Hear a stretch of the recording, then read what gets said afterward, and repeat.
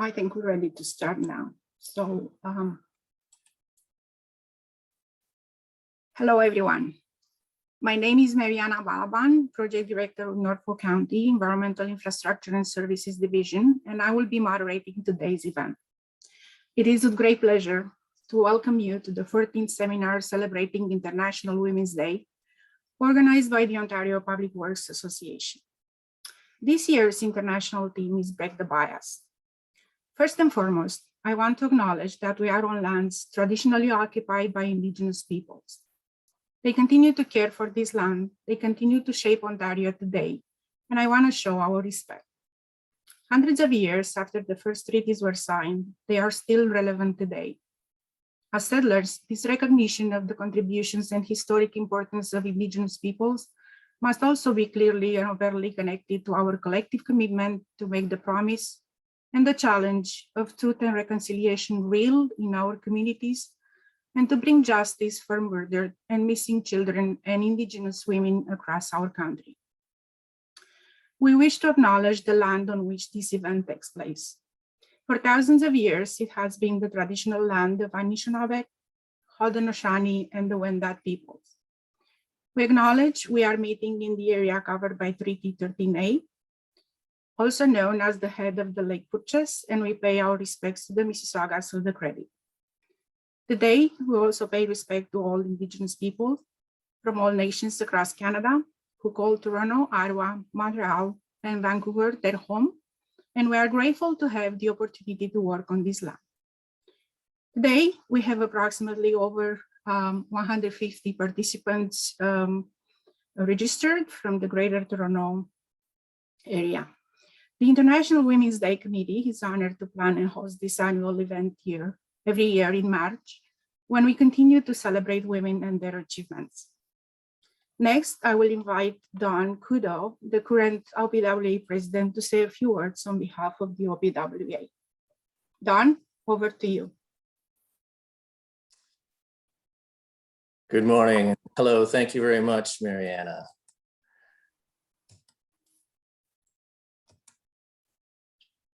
Once again, my name is Dawn Kudo. I'm the county engineer with here in beautiful sunny Wellington County. And I'm currently the 2022 OPWA chapter president. The chapter's International Women's Day event is definitely one of our chapter's showcase event. The event happens to be the last in-person event that I was able to attend back in early March 2020. So it definitely was a memorable event at that time. And here we are, unfortunately, still in the virtual world, but so pleased that so many of you are attending today. Before I go into a brief summary about OPWA, I would like to extend my thanks to the International Women's Day Organizing Committee led by Mariana for, again, putting on such a great program. Your efforts are greatly appreciated by the OPWA board and me. So, briefly, to go over some opportunities for our members and some background on our association, our mandate, our vision is connecting the public works community.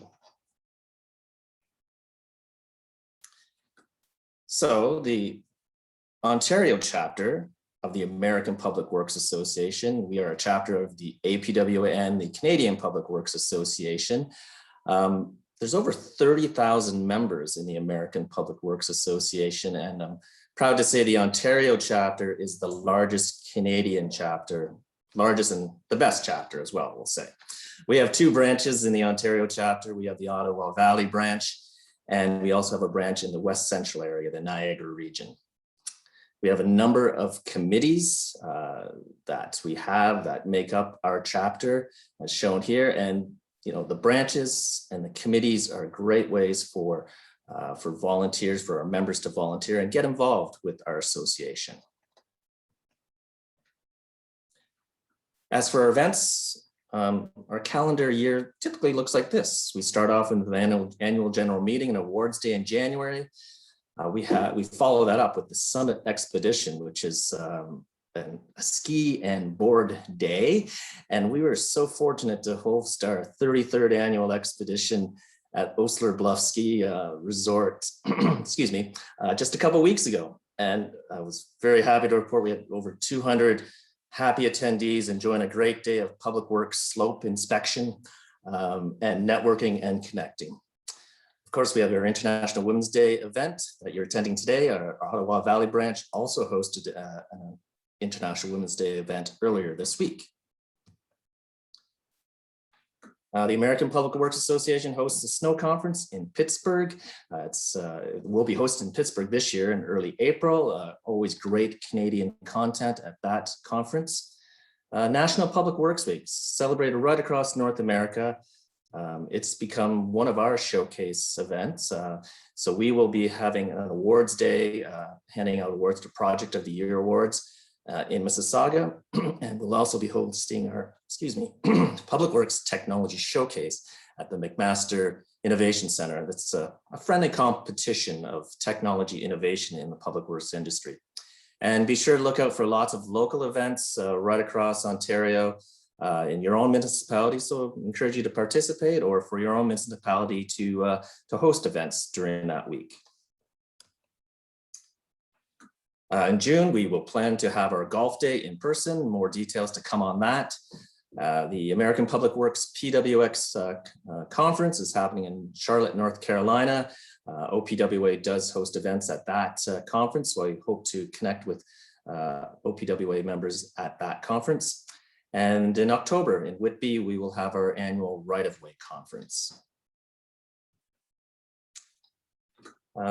Throughout the year, we have monthly webinars, OPWA Connects. This upcoming, actually in the next couple of weeks, March 22nd, our next webinar will be Tackling Unconscious Bias and Creating an Inclusive Workplace. This webinar will be the first from our Diversity and Inclusion Committee, so it's a very exciting time to have that webinar.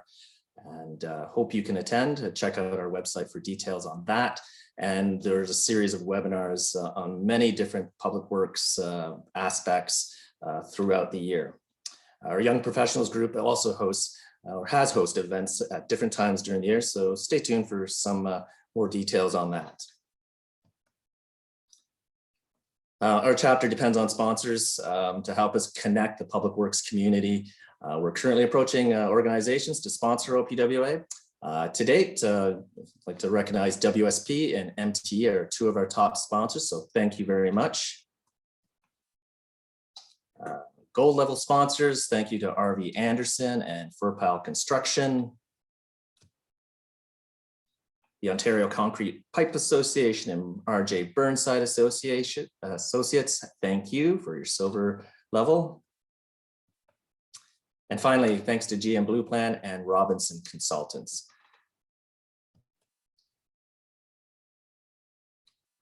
So yes, please consider joining us as members. For those of you in the audience that are not members, there's lots of opportunities to connect with other public works professionals through our association.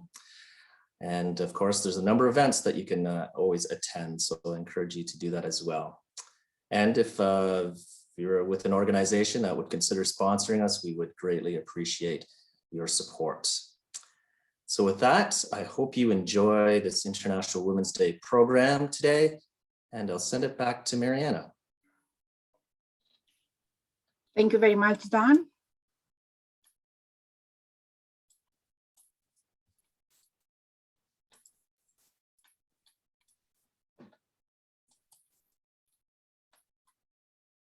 So I'm going to go back and talk a little bit about the International Women's Day, March 8th, which is a global day celebrating the social, economic, cultural, and political achievements of women.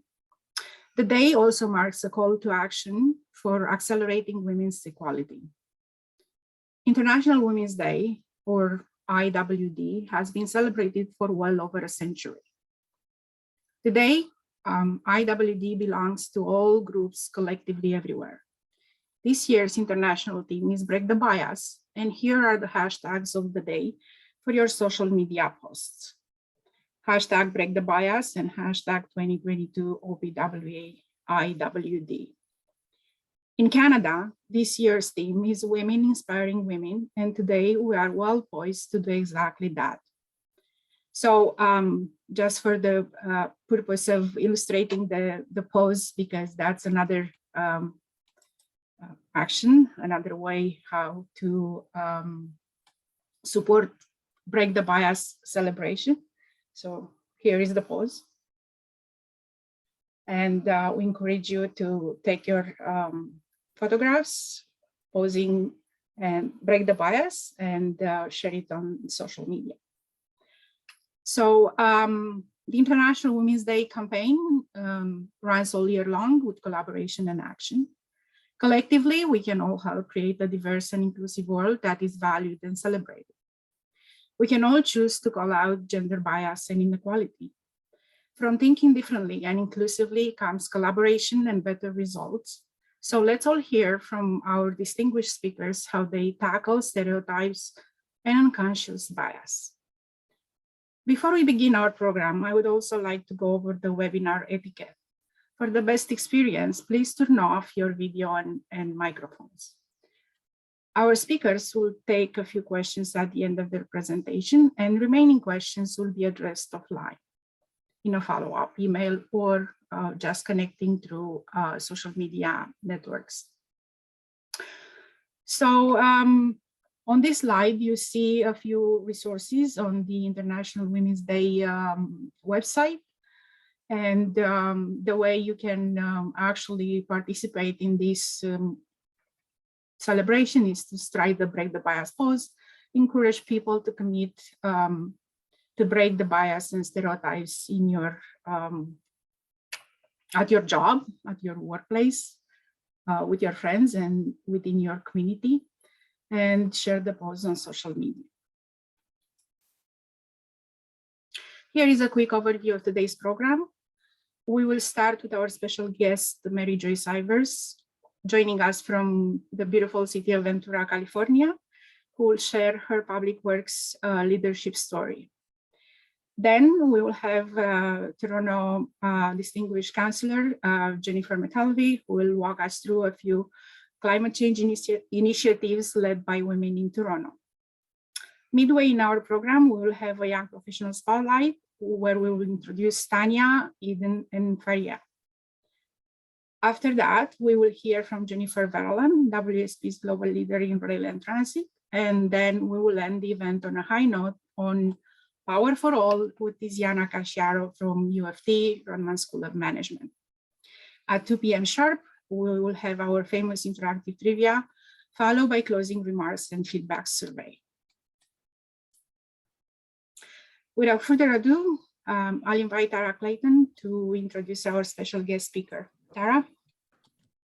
Good morning, all. And yeah, it's my pleasure to introduce Mary Joyce Ivers, the Deputy Public Works Director of the City of Ventura, as Mariana noted. Just before I get into her bio, I just want to say thank you so much for joining us so early. She had to get up extra early to join us this morning. So Mary Joyce is the National APWA Pandemic past president. She is the Deputy Public Works Director of the City of Ventura, California, and oversees the maintenance and operations activities within the APWA accredited Public Works Department. She's a member of the Ventura County chapter of the APWA. Mary Joyce has also received the APWA's Certified Public Fleet Professional designation in 2008. On a personal note, Mary Joyce is passionate about promoting public works as a profession and as a first responder. And just for fun, she enjoys being with her family and her Irish Terrier, loves movies, tap dancing, Disney, and meeting the devoted APWA chapter members. So with that, I'm going to hand it over to Mary Joyce. Thank you so much, Tara, and thank you, Ontario Public Works Association, for the invitation. I am honored to be with this great group of power women in public works. So today I'm in Ventura, California. It's an hour north of Los Angeles on the beautiful Pacific coast, and there's our city. I just love having the opportunity to live and work in Ventura. So today I'm going to share a few stories, and please understand that I am blessed with a great career of mentors, a great team. And if I don't want to come across conceited, but I just want to share some of my lessons learned and just how all these opportunities have come about for me. So I'd like you to take a minute and do a self-reflection. Do you see yourself as a little kitten Or do you see yourself as a lion who's out there to roar and get things done? Or do you see yourself as a woman in the workforce working with great teams? Or are you a superwoman or a super person that has great work-life balance, a great family, and loves their job and loves finding solutions to everything that we do? So I'd like you to think about that. And then my career ladder, like I've said, I've had great opportunities. And when we start out in our careers, it's like, we don't think we want to go be public works people unless we're specifically studying engineering. But I've been very blessed to have great jobs at the city of Ventura. I've been there for 29 years after being in aerospace. And as I've moved up the corporate and career ladder, it's all because I have a great teams that together everyone achieves more. So I really appreciate it. It's all about our teamwork, working together with our partners, our sponsors, our committees, our associations, and our family and friends. And so here's my career ladder. Started out as an industrial engineer in aerospace, got laid off twice, got hired by the city 29 years ago as a specifications coordinator in public works, fleet and facilities, got promoted to manager. And then several times I was requested to be the acting deputy city manager and acting public works director. And you'll see, I do not have a professional engineering degree. I have a great new director. So I was promoted to deputy public works director. And I love operations. I love working with everybody throughout the organization, especially our field staff that's out there. And then my career ladder within APWA, honestly, I never thought that I would become the national president of such an amazing association of 30,000 devoted members across North America that truly care about our communities and want to do the best protecting our environment, providing clean water, safe roads, really improving the quality of life for our communities. So I initially became a member of our local Ventura County chapter. My great mentor and public works director, Ron Calkins, who is a past national president as well, he asked me one day, why aren't you going for your certified public fleet professional certification? And once I achieved that, I gained confidence that, hey, maybe I do know what I'm doing and in the technical field of fleet and facilities. I then volunteered and got on the technical committee, and I encourage all of you to get involved with your association. Even at the national level, we really appreciate all your subject matter expertise. We do have a diversity, equity, and inclusion committee, and everybody's welcome to provide their input. I then was selected in Toronto, Canada, so it's very special to me. That was my first initiation on the board of directors, and it was just so welcoming, and I was thrilled to be in Toronto, Canada with you. And I worked through as the technical director for fleet and facilities with the committees. And then I was asked, why aren't you putting your name in to be president? And I thought, wow, maybe I could do this. And I was honored to be selected. And as you all know, I call myself the pandemic president. My whole entire year was connecting with everybody across North America, just like today, virtually. It was very rewarding. I had the opportunity to meet with all of you. So that's my path with my career and APWA. Growing up, my dad was a physicist and my mom and dad encouraged us to go to school. I loved math and science.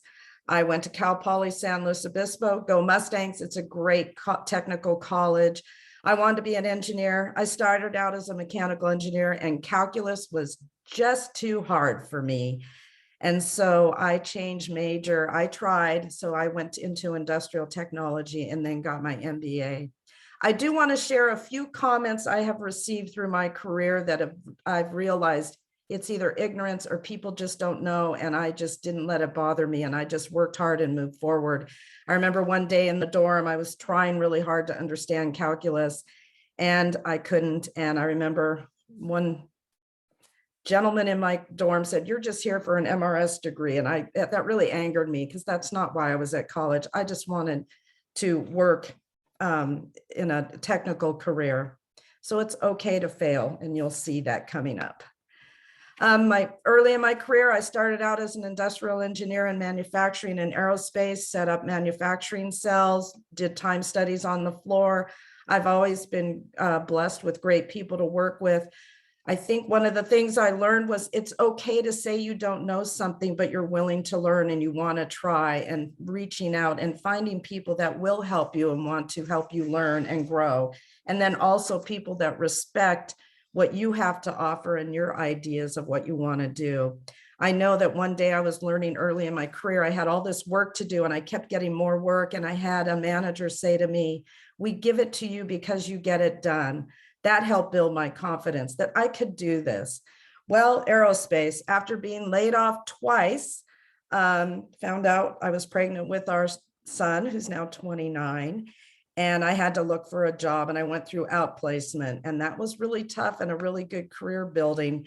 So I felt like a failure, but I was able to find a job. So it's okay to fail, and we do this every day, and that's the best way we can learn.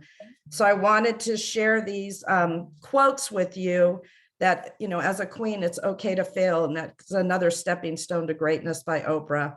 And then Maya Angelou, we love to see young girls go out and grab the world by the lapels. We need to inspire and encourage each other. We need to find those great leaders throughout our organizations.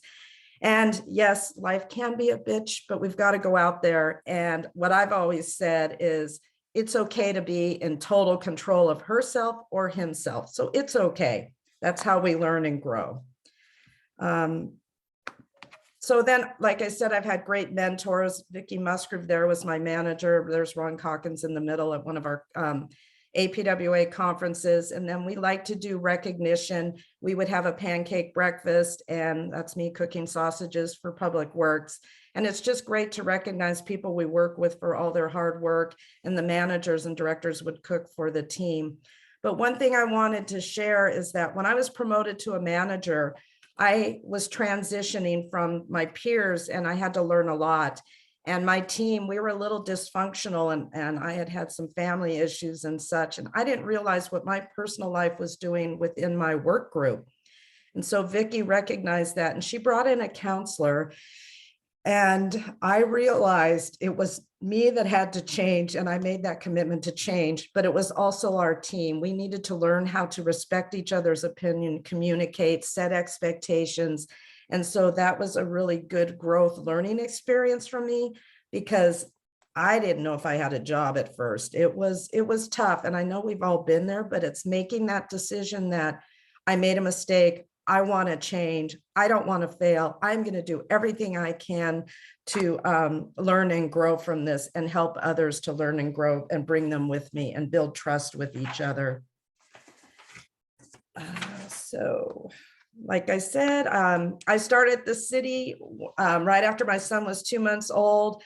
And then a year later, we were having our daughter, Victoria, on the left in the fire truck. I remember when I was hired at the city, I told my boss hiring me he was getting a bargain because I took a cut in pay from aerospace, but that was okay. My job was 2 blocks from where I was living. We had great daycare. It happened to be that my daycare's husband worked in streets with me. So that was just kind of a moment of, oh, wow, it was meant to be. My son's in the group. I was able to bring daycare. This is one of my pride and joys projects at the city. As the spec writer, I got put in with the fire apparatus committee to spec out a 100-foot aerial ladder truck. And it was really exciting. I got to go to the factory, and I learned a lot. I mean, when I started, it was like, oh, a truck has 4 tires. Okay, but I was willing to learn and grow. And I remember walking into the first meeting pregnant with my daughter, and I'm sure the fire chief is like, oh my gosh, what is this? But it's okay to say, I don't know, I want to learn. How can we learn together? So it's been a lot of fun, and it was great. And this was also an opportunity to show our kids that there's great work out there no matter what level, and to have your children understand why you're at work a lot. Sometimes my kids would say all I did was talk, but what we do is we coordinate and collaborate with people, and it's important to share our stories and to work with each other. My team, or our team at the City of Ventura, so blessed. Things just happen with me, and I would work with the fleet team, hear from them, hear from the operators, how they use the equipment. As the manager, I came in with a different perspective. I always said I never worked from the mechanic up through the ranks to the fleet manager. But I was willing to learn. And I think I brought a different perspective of business and how can we work together and what does that look like? Through our business operations and our hard work and really looking at what we do with data analytics and such, we were named the #1 leading small fleet in the nation by Government Fleet 2 years in a row. And then through the process, I also became the Fleet Manager of the Year. I always looked up to those great national fleet managers, and it just happened for me. Connections, collaboration, working with people. I do want to say that within this group is Barbara McCormick. When I was promoted to Deputy Public Works Director, Barbara had competed and she was selected as the Fleet and Facilities Manager. So she's taken over my previous job and she's doing phenomenal work and I'm very proud of her and she's very smart. I keep saying she could have been an engineer and just really great to work with, building a great, strong team. Had a lot of challenges through this pandemic. And so it's great to push people up, as well as having other people. Our lead worker moved on to be a supervisor at another agency. So it's good to promote and have that succession plan. Here's our beautiful city hall built in 1912. It's just magnificent. It's marble, it's terracotta, copper roof, it's wood inside. It's just exquisite. And we celebrated its 100 years old in 1912 or in 2012. Here's our facilities team, small team that takes care of all the city facilities and buildings. And we had a great celebration. Part of that celebration was one of our council members was part of the Freemason, and they invited the free Grand Master to come and give the presentation. Well, the Grand Master, John, I worked with him in aerospace 30 years ago. So you always want to keep that strong network of you never know who you're going to run into again. And they were going to present to the mayor, and the mayor said, present it to me as the Madam Architect, which was a high honor for all the great work we've done maintaining our facilities. And their symbolism of the plum, the level and square for upright life, being fair, open, and honest. And that meant a lot to me. And within my facilities group, I want to share, Joel got promoted to a supervisor in another agency. I didn't want to see him go, but I worked with him to help him get going, and he got that job, and I'm very proud of him. As well as Laura to my left. She was my secretary, moved up to a management tech. She had a couple, she lost her father. She had some family issues. I was always there to support her. And then during COVID, she was working from home, and I let her know it's okay to do your 8 or 9 hours any time of the day because you've got a toddler at home. Family-friendly work-life balance is so important, and it means a lot, and we can all work hard and still have that balance. And she nominated me for Supervisor of the Year, and that just meant a lot to me because I was told people want to work with me. It recognized that I make my employees feel valued. I provide feedback and growth. I lead by example, and I encourage our team to strive for the best as we all work together. And that did mean a lot to me. I don't try to do this. I'm an open book. It just comes to me, and I'm glad that I can help others move forward. So as Dawn had mentioned, Public Works Week, we're always ready and resilient. That's what we do as Power Women and as public work professionals. And so we're ready and resilient, whether at home, at work, in our personal lives. So that's just who we are, looking for solutions and being innovative and making sure that we keep our communities safe. So speaking of that, in the Thomas Fire in 2017 came rushing through Ventura. I was at a council meeting. I was the acting public works director. I got a call. We had to go to the EOC.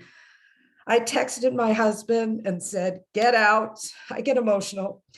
Get out, get the dogs. Our kids were down south. They were safe. And once I knew my family was safe, I went to work. That's what we do. It was now time to protect our community. And we lost over 500 homes. Fortunately, my home was saved. But I am very blessed and thankful. And I am so proud of all our public works responders, whether dealing with snow, ice, fires, hurricanes. We're always there and out there in the middle of the night, keeping our communities safe. So I just want to thank all of you public works first responders, heroes. And then my APWA career. I never thought I'd be on the cover of the Reporter. It just happened. I'm thankful for my teams and my coworkers and APWA family, having that encouragement, guidance, having family, friends that I can check in with and learn from. And this was in the White House, right, this March 13th, 2020, before the pandemic, but it's been quite an honor, and it will always stay with me, of meeting all the special people across North America through APWA, and so proud of all the work we do and promoting everybody to be the best they can be, no matter what job you're in, what you do. It's all really important to everything we do is so important. Then my favorite are the YPs too, and the emerging leaders. This is our Young Professional National Committee a few years ago. But I really do encourage our young professionals to get out there and learn and grow, learn from your mistakes, look for a mentor. And I encourage all of you, be a mentee. We really need to lift each other up and inspire and support each other. And I am looking forward today to hearing from Faria, Tanya, and Eden. I love learning from our new generation because I want to grow with them and help support hybrid and remote work, and how we're looking for new solutions of how we deliver our services, whether working in the field, working in the office, or being able to work from home and providing that great public works service. So here's another picture. Love fire trucks, as you can tell. I love to inspire. We've brought in some interns into the fleet. This was a high school tour that we brought in to show them some vocational careers.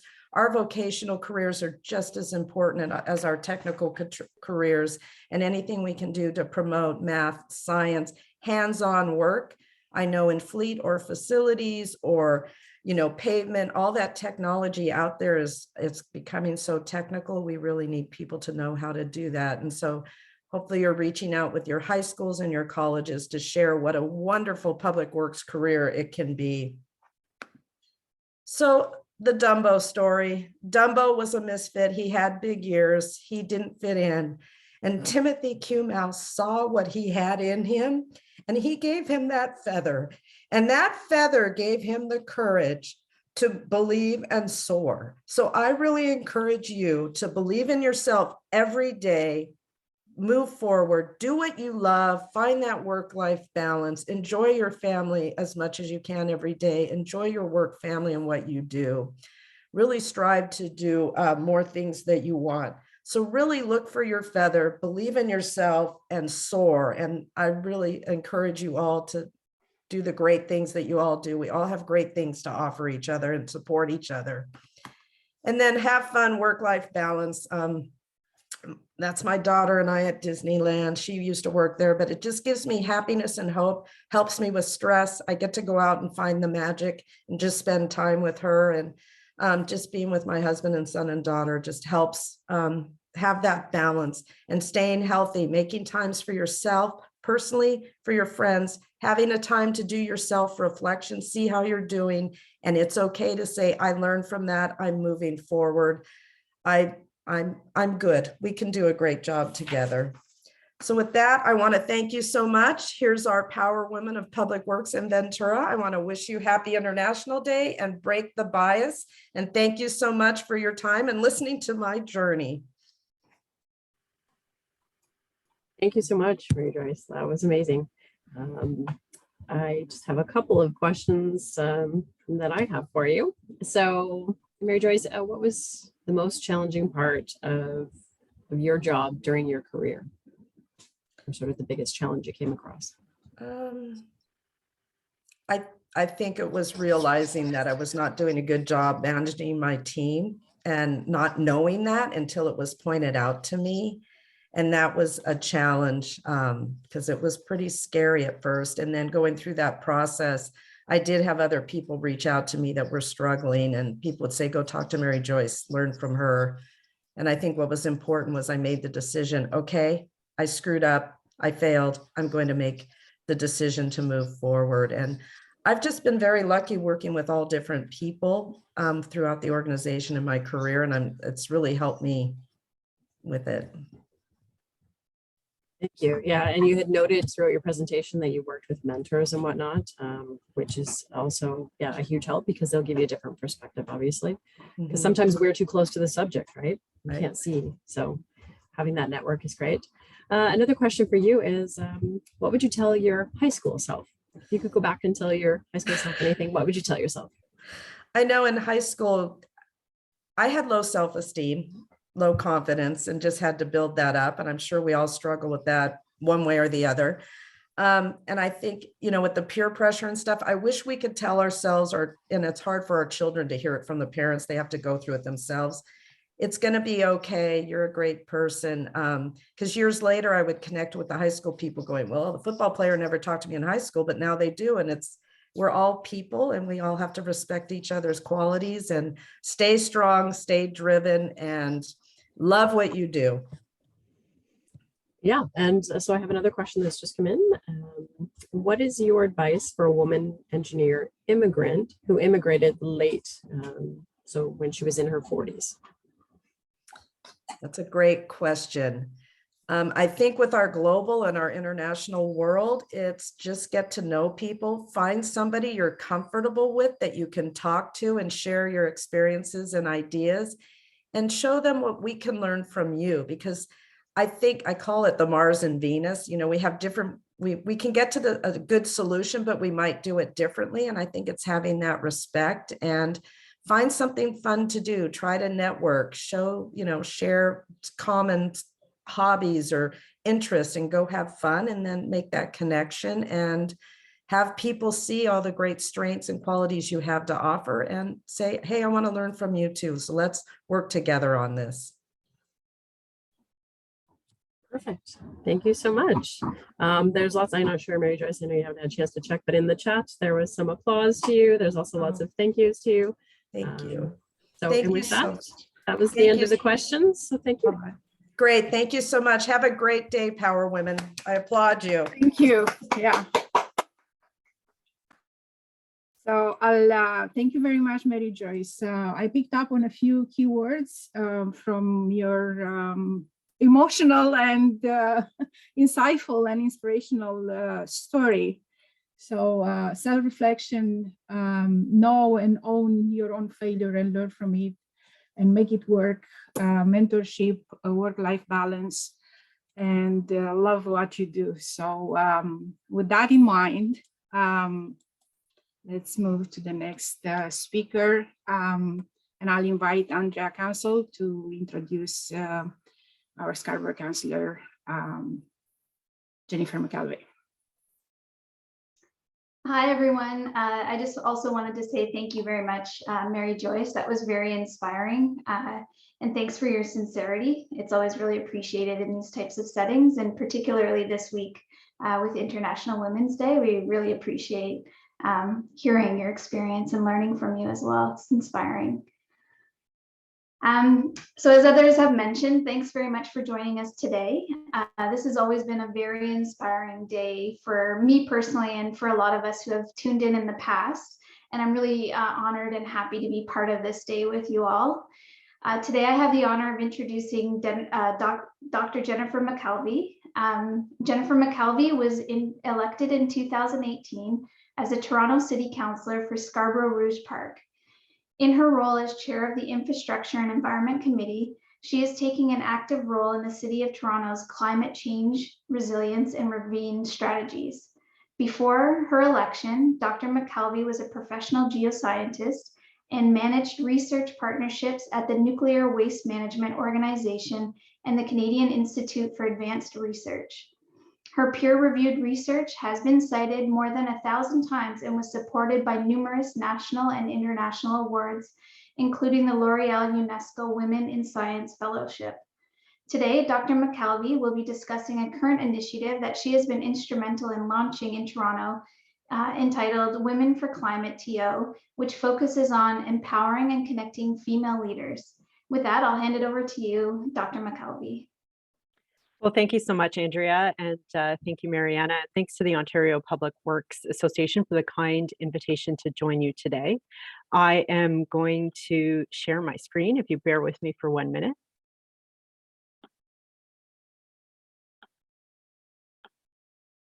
Great. And hopefully you can all see that and still hear me. I'm sure like all of you are, I'm getting a little tired of the Zoom environment. I'm looking forward to seeing all your beautiful faces in person, hopefully next year at this same event. I'd like to start by recognizing that I'm meeting with you today on traditional territory of many nations, including the Mississaugas of the Credit, the Anishinaabe, the Chippewa, the Haudenosaunee, and the Wendat peoples, and that Toronto is now home to many diverse First Nations, Inuit, and Métis people. As you heard, I am Jennifer McKelvey. I'm the councillor for Scarborough Rouge Park since 2018. We are Toronto's easternmost ward, bounded by Lake Ontario to the south, Rouge Park to the east, and we're also home to the Toronto Zoo and the University of Toronto Scarborough. But I'm not here to brag about my wonderful community, which is my new job as a politician. Instead, I'm here to share with you, in my capacity as chair of the City of Toronto Infrastructure and Environment Committee, the exciting initiative Women for Climate, and to wish you a happy International Women's Day. So I was asked to share a little bit about what I did. I call it BP, before politics. I was a registered professional geoscientist, and my work focused on contaminant hydrogeology and isotope geochemistry. And it was interesting that Mary shared her venture into engineering. And I also didn't become an engineer, but for a very different reason. In 1995, 1996, when I talked to my counselor at high school and told her that I wanted to take civil engineering, she said, "Oh, well, it's very highly competitive and it's very hard to get into. And, maybe you should consider sciences." And I thought, oh, okay. And I applied to an environmental science program at the University of Toronto. Now, that's all fine. And I loved environmental science and I was great at it.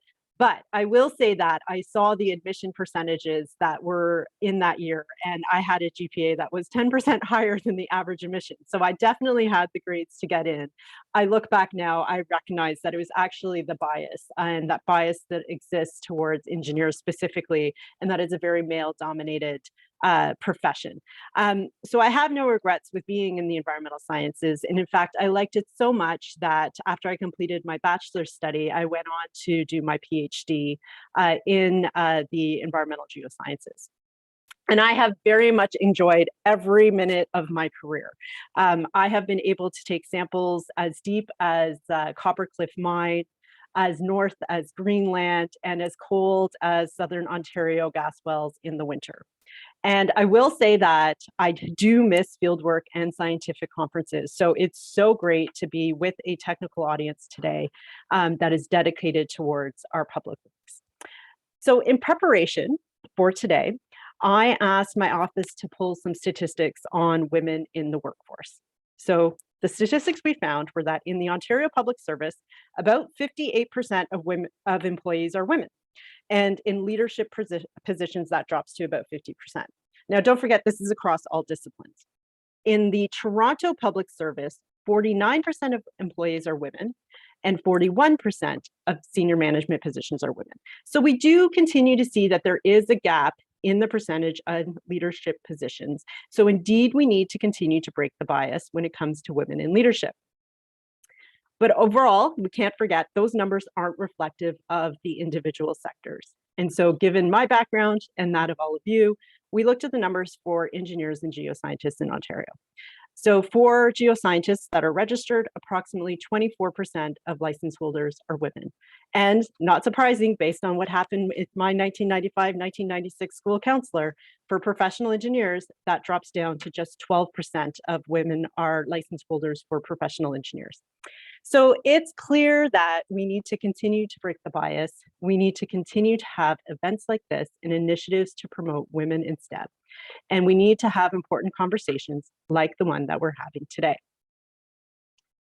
So why politics? And I hope my slides aren't cut off. I know that they were before. So I transitioned into politics because after almost 20 years cleaning up oil and gas, and working in remediation and that, working on nuclear waste, I really wanted to get to a point where we were making good public policy and making good decisions in advance about the way we protect our environment. So I have loved every minute of being a a representative at Toronto City Hall. And in that capacity, because I am a big believer in women supporting and promoting each other, I'd like to give a big shout out to the 7 incredible women that I get to work with on Toronto Council. And do know that despite our political ideology differences we may have, we all work really well together to find opportunities to promote and empower women. And that includes us judging scholarships and fellowships, for example, together. So like women in STEM, women also continue to be underrepresented in politics. At Queen's Park, 39% of representatives are women, and this is an all-time high. In Parliament, only 29% of representatives are women. And similarly, here at Toronto City Hall, just 30% of representatives are women. But I'd like to share a fun fact that I share with youth every time I meet them in young women.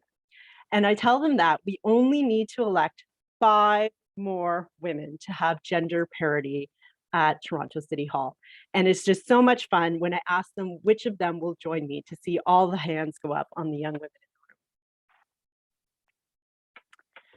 But I wanted to share with you today about Women for Climate and how at the City of Toronto, we are trying to make space at the table for women to have their voices heard and to promote their ideas as we work collectively towards climate action.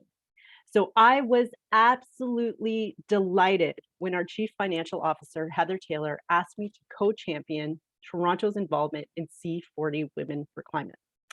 Heather has been a real force in promoting green finance in the City of Toronto.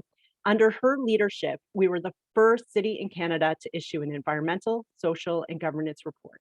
And importantly, it also includes statistics on women in our Toronto workforce. And that's where we pulled those numbers from Toronto that I shared with you today.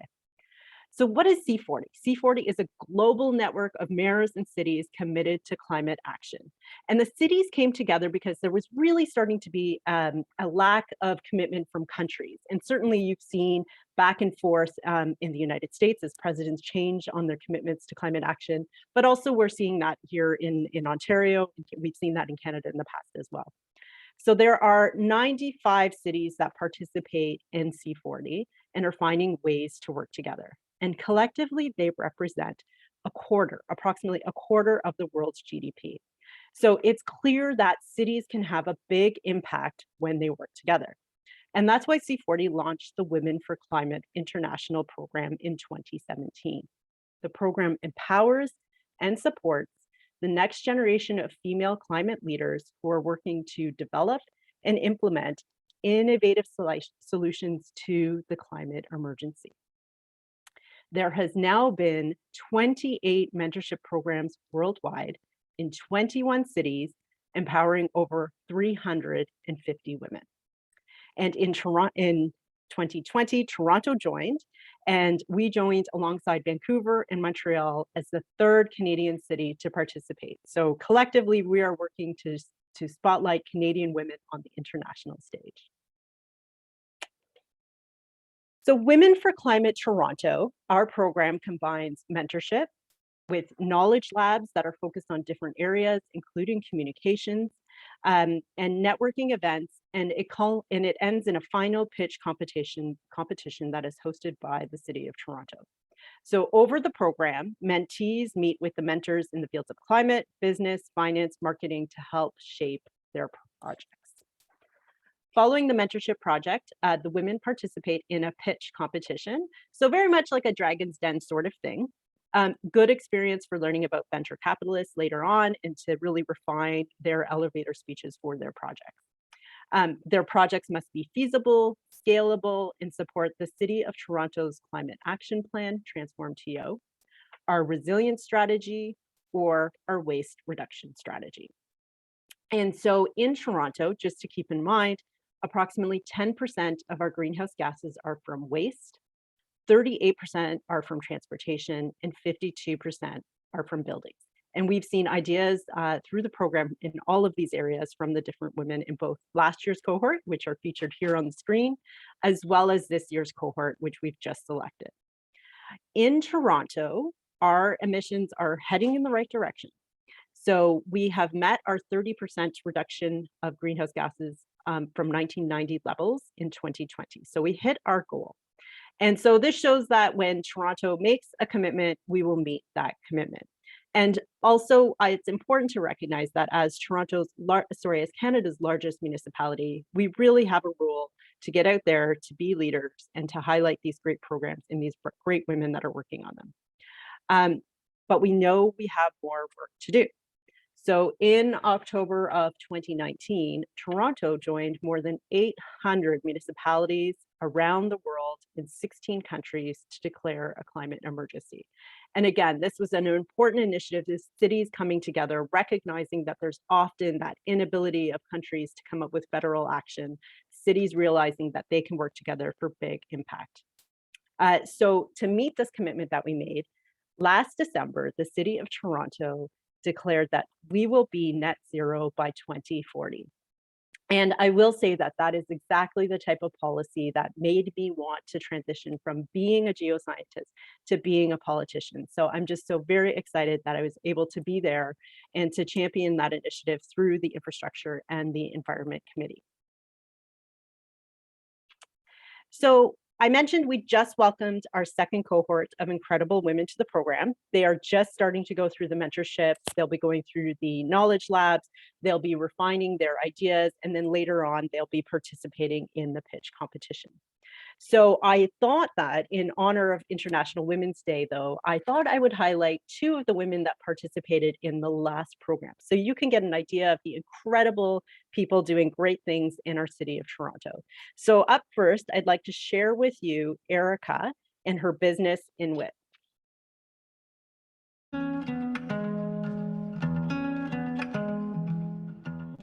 My name is Erica Reyes, and I'm the founder and CEO of Inuit. I have three passions in life: food, community, and sustainability. 2 years ago, I became an entrepreneur because of the frustration of not being able to enjoy my takeout without waste. There has to be a better way, I thought. So I started to create solutions to eliminate single-use plastics in the takeout industry. In my journey as an entrepreneur, I have found three major obstacles to scaling up solutions to single-use plastics. One, comfort. But the real cost of our comfort is endangering our ecosystems and human health for a mere 5 minutes of convenience. Two, economics. Circularity is usually more expensive in the short term, but in the long term, we have a great return of investment and a great impact. Three, habits. Humans, we are creatures of habits, and it's much more easier and rewarding if we are part of a community with a tangible solution. Our system is simple: order, pick up, and return. You are able to place your order on our platform, pick it up, and your food will be ready in our beautiful reusable containers. Our tracking system will make it easy for us to know who has the container and when do you have to bring it back.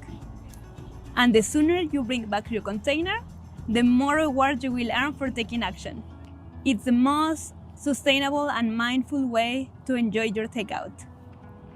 We have built a system that makes it accessible, but also appealing to every single Torontonian that wants to make a change today. A solution that is welcoming and inviting for people to being able to choose a takeout that is good for the community, good for the planet, and good for them.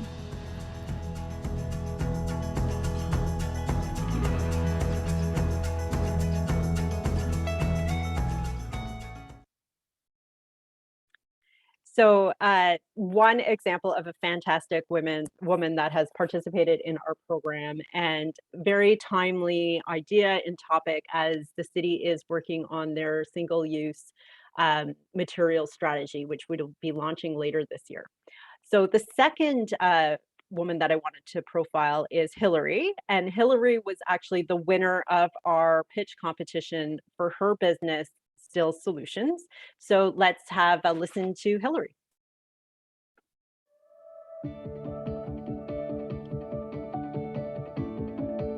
My name is Hillary Scanlon. I'm the founder and CEO of Still Solutions. We work to bridge the gap between sustainability and accessibility. I lost my vision 5 years ago and started Still Solutions shortly after because I was becoming increasingly frustrated with the one, inaccessibility of the built environment, but two, the inaccessibility of environmental stewardship and waste disposal. Very rarely are people with disabilities involved in either the discussions or the decision-making processes with regards to how to address it. And as a result, the solutions that are developed are often inaccessible to people with disabilities or to people of other marginalized identities. The Waste Finder is a set of tactile indicators that go on the ground surrounding a waste container. They are both visual and tactile, and they enable people of all abilities to dispose of their waste in public spaces. Once you implement the Waste Finder in your space, you can expect one, diversion of waste from landfill. That's also going to result in savings. One of the biggest obstacles was definitely the fact that my experience is my own, and the solution that I'm going to create is my own. Also, one of our biggest assets was including people with diverse types of visual impairments in the design process, but people with diverse abilities. We also included, since custodial staff in the design process, often they're left out of the design process. So we really wanted to make sure that every potential user that had the ability to be impacted by the Waste Finder in some way was involved. By implementing the Waste Finder in public spaces in the city of Toronto would have a major impact on the community and the city. 22% of Canadians have a disability. 4% of Canadians have vision loss. So just those numbers alone, accommodating for those needs and those individuals would result in massive impacts for the community. The city of Toronto would benefit directly from those Waste Finder products being implemented because it would divert waste from landfill, and it would also help them advance their own sustainable development goal efforts.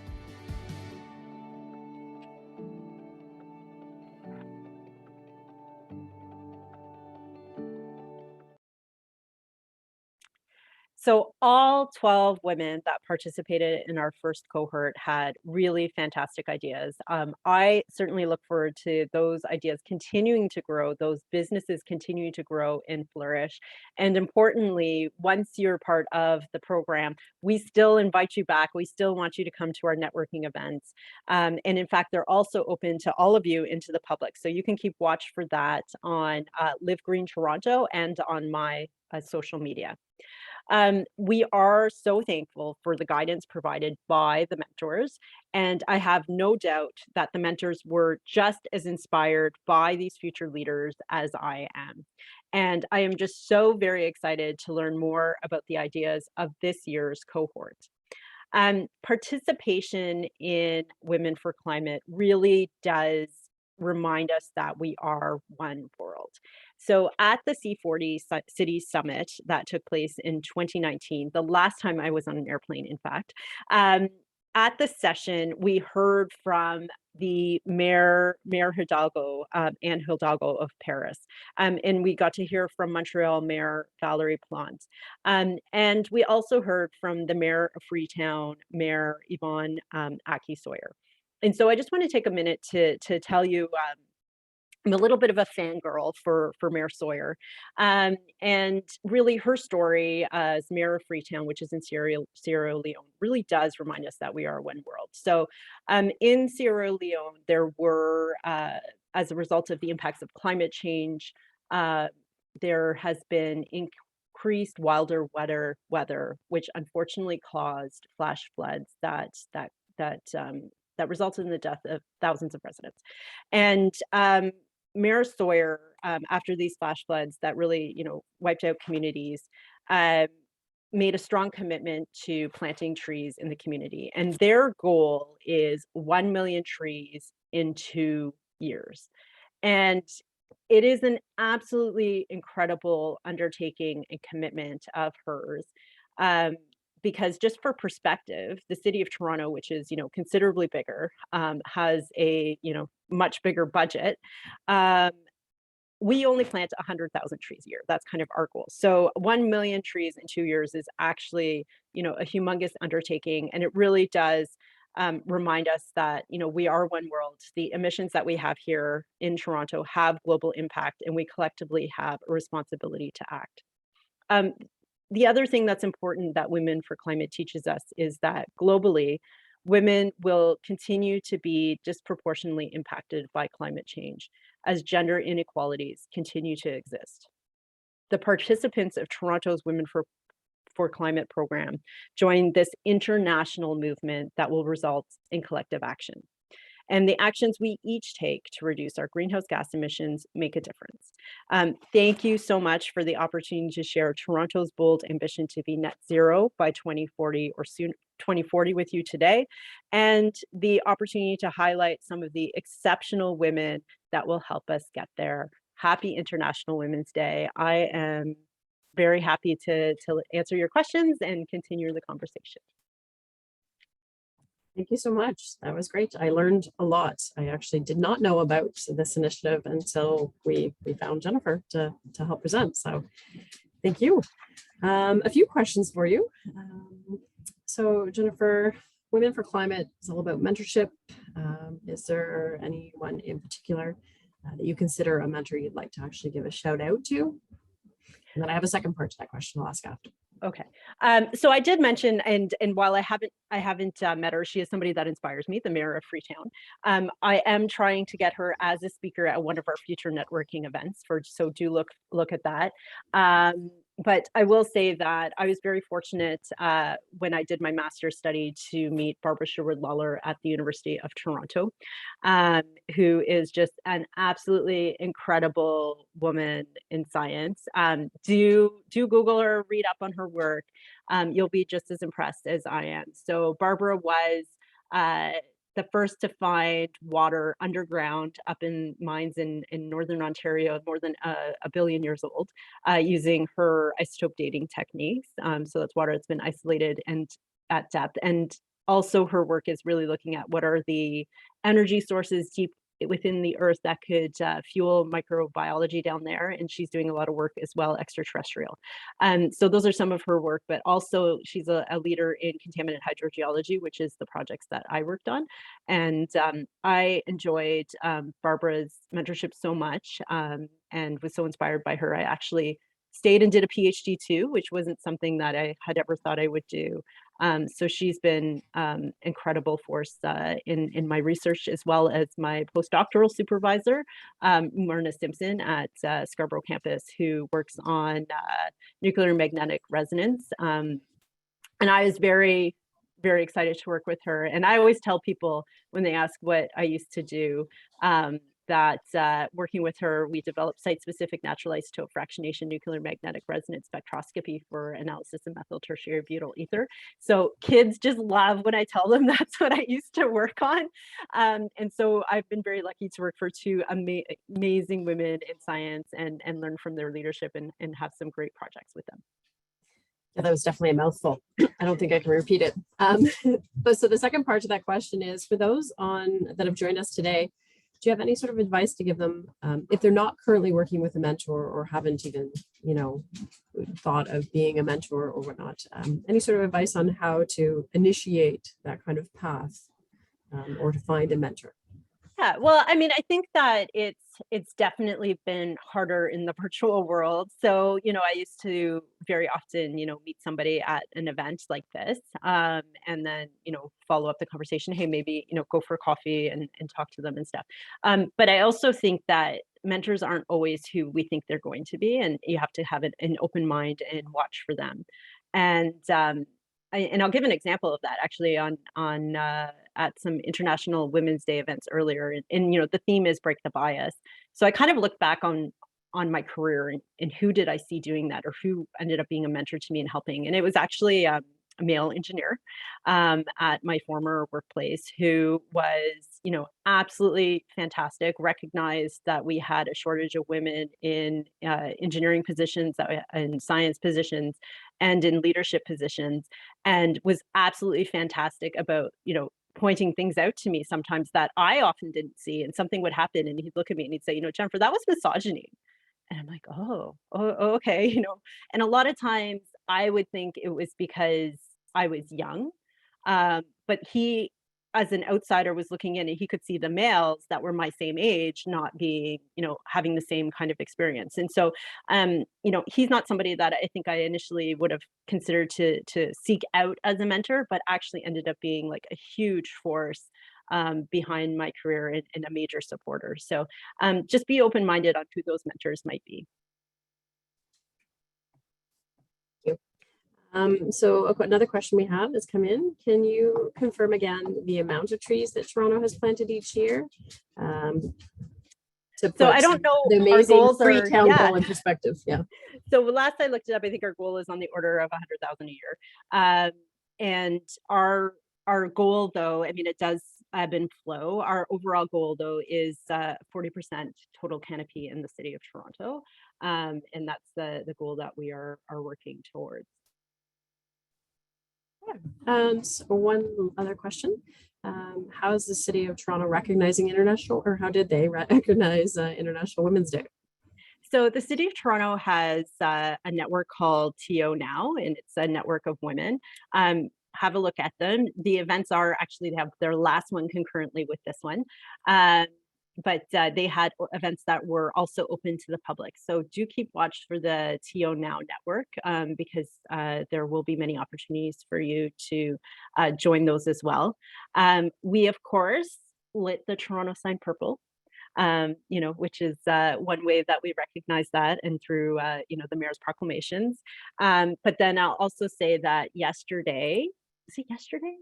2 days ago, yesterday I was in council, sorry. So 2 days ago, when on the actual International Women's Day, we had the Women's Olympic hockey team at City Hall as well. And we were able to welcome and congratulate them for being amazing role models and leaders in the sports industry and an inspiration to young girls everywhere. That's awesome. That's exciting. I got to hold the medal. It's heavy. Yeah. So we can put any of the resource information that's been captured. Maybe Mariana, somebody on the team, can actually capture some of those things in the chat for people to share. And with that, that's all the questions that have come in for you, Jennifer. Thank you so much. And I'll pass it back over to Mariana. Thank you all for the invitation to be here. Very nice to be around women in STEM, something I miss. Thank you.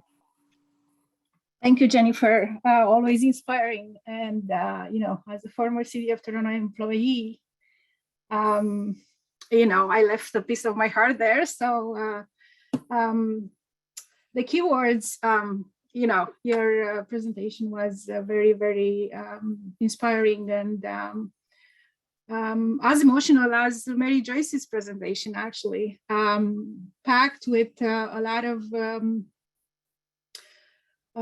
good initiatives. So here are some of those initiatives that we have to keep in mind: Women for Climate, Innovative Solutions, Spectroscopy, Extraterrestrial Geology,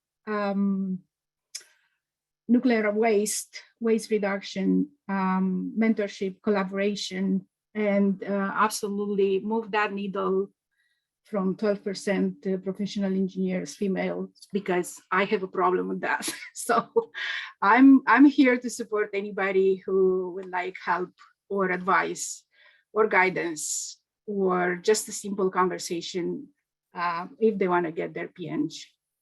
Just to add to the amazing presentations. Happy International Women's Day, and thank you, Jennifer.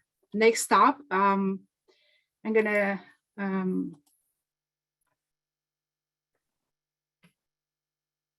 pass the torch to Andrea Pitura, who will introduce our young professionals and moderate the spotlight panel. Andrea? Thanks very much, Mariana. I have the honor of moderating our young professional spotlight today. We typically focus on experienced leaders who share their inspiring journeys with us every year, but we thought it would also be inspiring to hear from our young professionals who are just starting their career. Today with us, we've got Faria, who is a senior project engineer and project manager at the City of Waterloo, focusing in active and autonomous transportation. She has recently switched to the public sector after having worked in consulting for the last 5 years. Faria is also the past chair for the OPWA Wide P Committee. During her free time, Faria enjoys playing competitive volleyball and volunteering as a youth dance instructor. Welcome, Faria. Our next young professional is Tanya. So she's a project engineer with the Water and Wastewater Vertical Infrastructure Group at WSP. She holds a bachelor's degree in civil engineering from Ryerson University. Her engineering experience includes 9 years working in the public and private sectors. Tanya has been actively volunteering in various non-for-profit organizations, most prominently in the Ontario Public Works Association. And our last young professional I'd like to focus on is Eden. Eden has been with FERPAL since 2009, serving in a variety of roles. She has worked as a laborer, project coordinator, locate coordinator, and associate project manager with the company. She's now the Canadian Business Development Manager, working with clients coast to coast in Canada. Eden serves on the OPWA Planning Committee, as well as the OWWA Manufacturers and Associates Council. Welcome, ladies. I'd like to go to the first question. First question will be for all three of you. I'll start with Faria. What made you choose your career path? Yeah, well, hello, everyone. So for me, growing up, my parents really encouraged STEM education. So in high school, I was very confused as to which STEM career was really right for me. And I was kind of able to narrow it down to two based on my interests. And that was biomedical sciences and civil engineering. So at that point, my dad had encouraged me to kind of go on LinkedIn and contact people in those fields and ask them about their career paths, what they do day to day for work, why they enjoy it, and if they were kind of willing to show me a day in the life of their job. I contacted and met with several engineers, doctors, and researchers and kind of gained a lot of background information. One of the person I contacted and visited at work was a female person of color civil engineer. And she was definitely someone I felt like I can relate to in many ways and strive to be. And she's actually inspired me to pursue a career in civil engineering. And she continues to be an amazing friend and mentor. So that's how I got here. Perfect. Thanks, Faria. I'll ask the same question. I'll ask Tanya. Hello, everybody. First of all, happy International Women's Day. For me, my career path wasn't very straightforward, like for years. I kind of, I guess, naturally navigated in the engineering field because both of my parents was engineers. But to be honest, initially when I started out and I was back in Bulgaria before I migrated, all my time I was inclined to follow the career path for an architect, and I was actually accepted in architectural university. But life happens, and the day when I was supposed to start university, I actually came to Canada. So still with my idea of following architectural school, I applied in the architectural technology program at Humber College. And when I graduated with the full intention of going back to university, I decided to work for some time in the architectural field just to save up some money before I go to school, because architectural school is very expensive.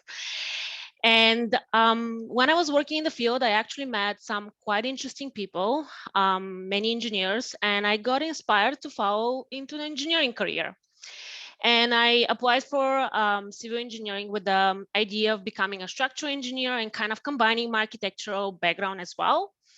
But when I was in school, I was very interested. I think it was second year when we started getting the environmental courses, and in particular the water courses.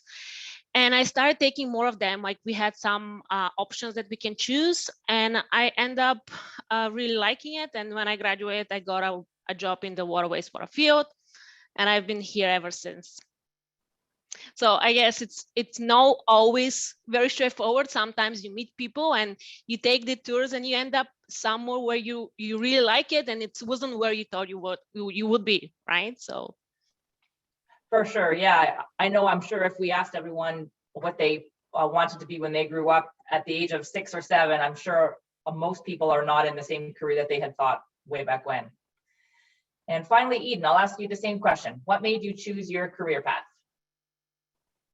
That's a perfect intro to mine. So actually, when I was little and they asked if what do you think you're going to do when you grow up, I did think I was going to work with water mains.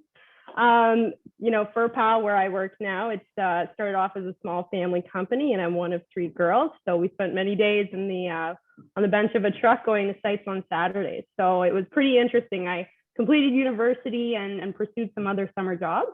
But you know, when we were 18, my sister and I, Jules, we you know, we laid down bypass in the field. My little sister took up the trade of welding, and part of this rite of passage was to instill work initiative, but also an appreciation for the technicians who work in the field. And so we always were lucky enough to have a foundation that we could do anything as a group of 3 girls. First of all, we had a sense of community, and I was always curious to come back, even though I went to school and pursued other interests, and found my way naturally back. So one thing to note, though, it's not for the faint of heart.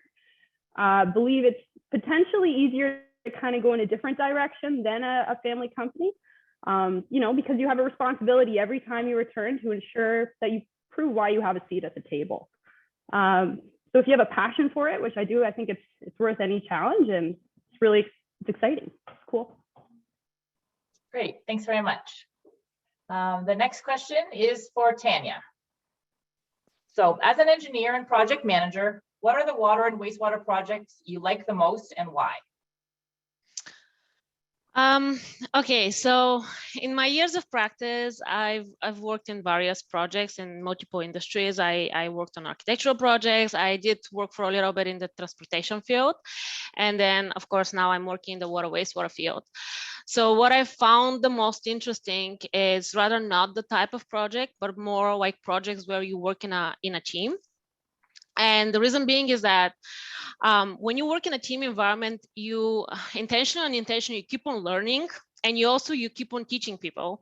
And in a place like Canada, where we live in a very multicultural environment, it's very interesting because people think very different. Like from your background, it's the way you approach a problem is very different, and you can learn. You broaden your perspectives. You get to know people more, and it's amazing. Like you can build a better relationship with your colleagues, and that actually helps you along the career because you end up meeting other people, and it's very how to say it, enriching in a sense. And at the same time, when you're working in a team, you can, like when we were talking earlier, some of the speakers were saying mentorship. You can actually meet your mentors like that, or you can become a mentor to somebody. You can build relationships that can last a long lifetime, right? Professional, even friendships. So that's what I found so far in my career more interesting. I still have friends from architectural field that I still keep in touch, and sometimes they do help me solve a problem by giving me their perspective, and I'm like applying it to my project. I haven't thought of that. So that's what I find the most interesting. Perfect, thanks very much. The next question is for Eden.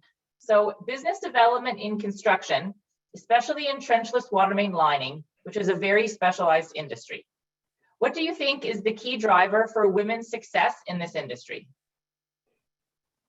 Just wanted to note too, throughout the 10 years that I have been here, I've been able to see a great growth in number of females in the industry, which has been really, really cool to see.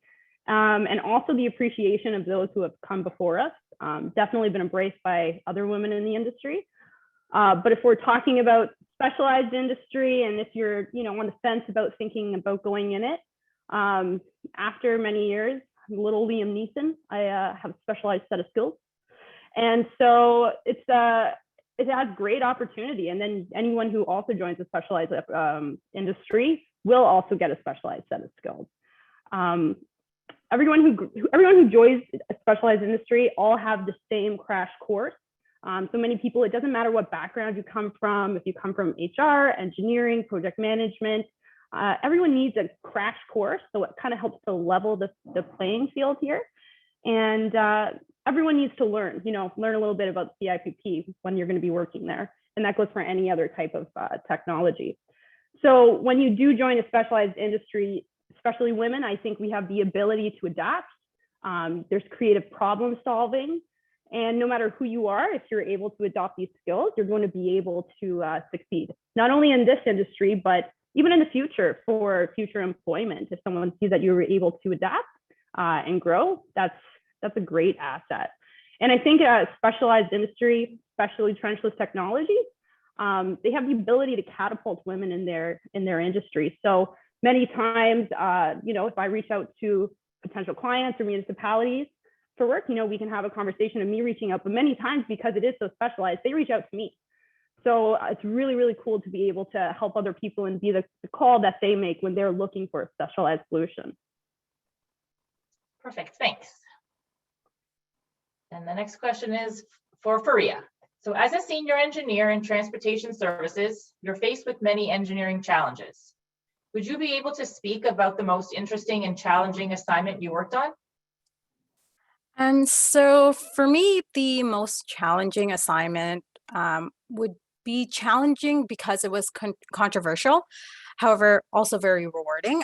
So I was working for a consultant at the time, and we won a road reconstruction project with the focus on bike lane and creating an alternative, safer method of active transportation.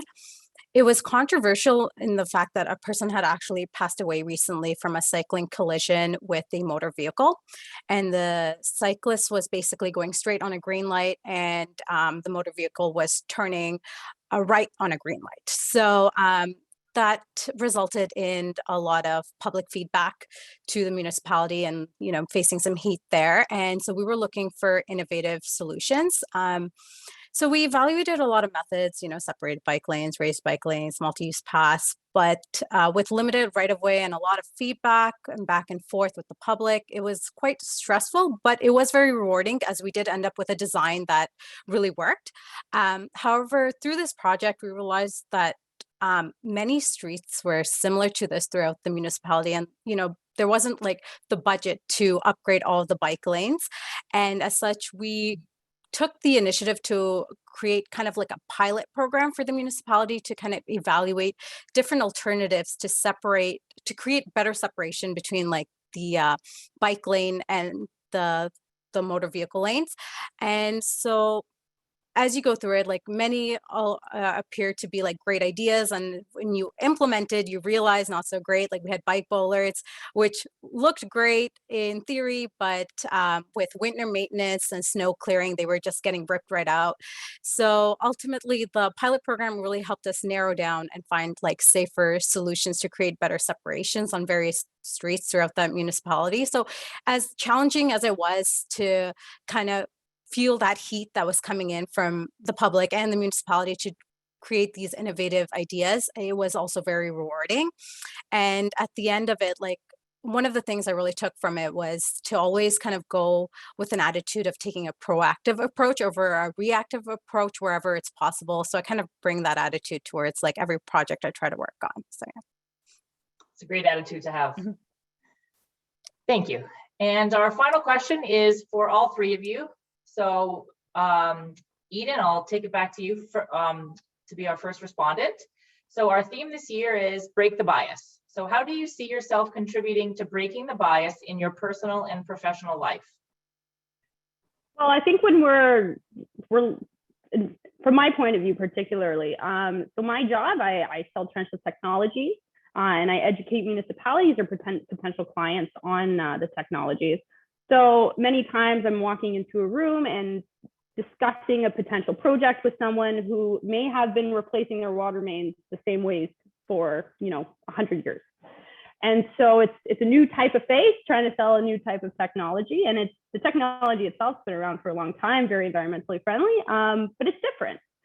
And this can be a benefit. So many times if we go to a conference and you're standing at a booth, being different can be a value add. So I think that especially for all of you, there's a strength in being different. People will be able to recognize, oh, I remember you do the water mains, you do the lining. So it's great to be different.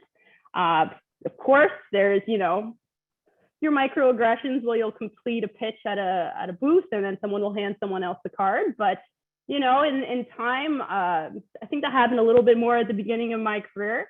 To combat that, honestly, I think it was just time, patience, and just knowledge. The more knowledge, the more confidence comes after that. So we'll get there. it was exciting. But and then for biases, educational background is something I wanted to touch on. So I feel very, very lucky enough to work with brilliant engineers like Tanya and Faria, you know, great project managers. Personally, I have a Bachelor of Arts degrees from St. FX University and a diploma from Georgian College. So this is not your typical background for specialized technology, but I believe I have something else that I can bring to the table. So I love learning about people, and one of my strengths, I believe, is to be able to look at the big picture. So when I speak with municipalities, I really love learning about the municipality story as a whole. You know, what experiences have they had with water main breaks? How could I potentially help them? Maybe I'm not going to be the greatest fit for them, but looking at their systems as a whole overall. And we here at, we have what we call the Big Bang team. So we have some brilliant technicians here. And the schooling that I did complete has taught me to be able to listen to the information, translate it, you know, regurgitate and interpret it to help educate other people. So I think that, you know, so you may not be able to come with a engineering background in project management. You know, I think it's a great lesson that, you know, Bachelor of Arts, we can all work together. And I think it's a fantastic industry for women to succeed in. Perfect, thank you. And I'll pass this over to Tanya. So how do you see yourself contributing to breaking the bias in your personal and professional life? So I actually tend to add up to what Eden said. It's a very good point. So there is this saying that I really like, and I'm sure all of you know it: don't judge a book by its cover. And I like it because it makes you think about how there's so much more to something or someone than you can see and hear. Even when you meet somebody, like interacting with them for a little bit of time, that doesn't mean you know the person, right? So, and me coming to Canada as an immigrant, I didn't know English when I came. And at the beginning, the first few years of my time here, I faced a lot of biases of like some people didn't want to understand me. They didn't want to take the time to hear me out. They didn't want to understand what maybe the challenges that I was facing. And that was very frustrating for me, right? Because you want to explain yourself and you can't. And if it's in your language, you have no problem. So looking back, I try to keep open mind. And if I don't understand something or someone, I don't assume. I ask questions, and I try not to judge people. There is always a reason behind somebody act or say something or do something. Like everything that we do, whether we know it or not, we have these biases in the back of our mind that affects us. And sometimes we don't even realize how they make us to do certain decisions. So that's another thing I try to keep myself in mind. Sometimes I feel resistant towards an idea, and then I ask myself why. And I would understand that there's something in the past that I experienced that now makes me automatically assume that this is going to be the same situation, but not necessarily. And when you start asking yourself questions like that, you start being aware of your own biases, and that in the long run, you're actually breaking them and you like setting the examples for others as well. So that's how I see myself doing it both ways, professionally and personally. Perfect, thanks. Yeah, it's that unconscious bias that we have, and we don't even realize that we're biased towards people. It's just inherent in us. Thanks, Tanya. And Faria, I guess you'll close out our session by answering the same question. Okay, so firstly, like I'd like to thank all the strong role models who have made a stand and fought for change and have paved the way thus far. As a result, you know, there are more and more systems in place to try to correct our biases, unconscious or conscious. Truthfully said, we are all biased in some way or another. Like we're all fighting against biases that are so ingrained in us that a lot of us don't even know we have it.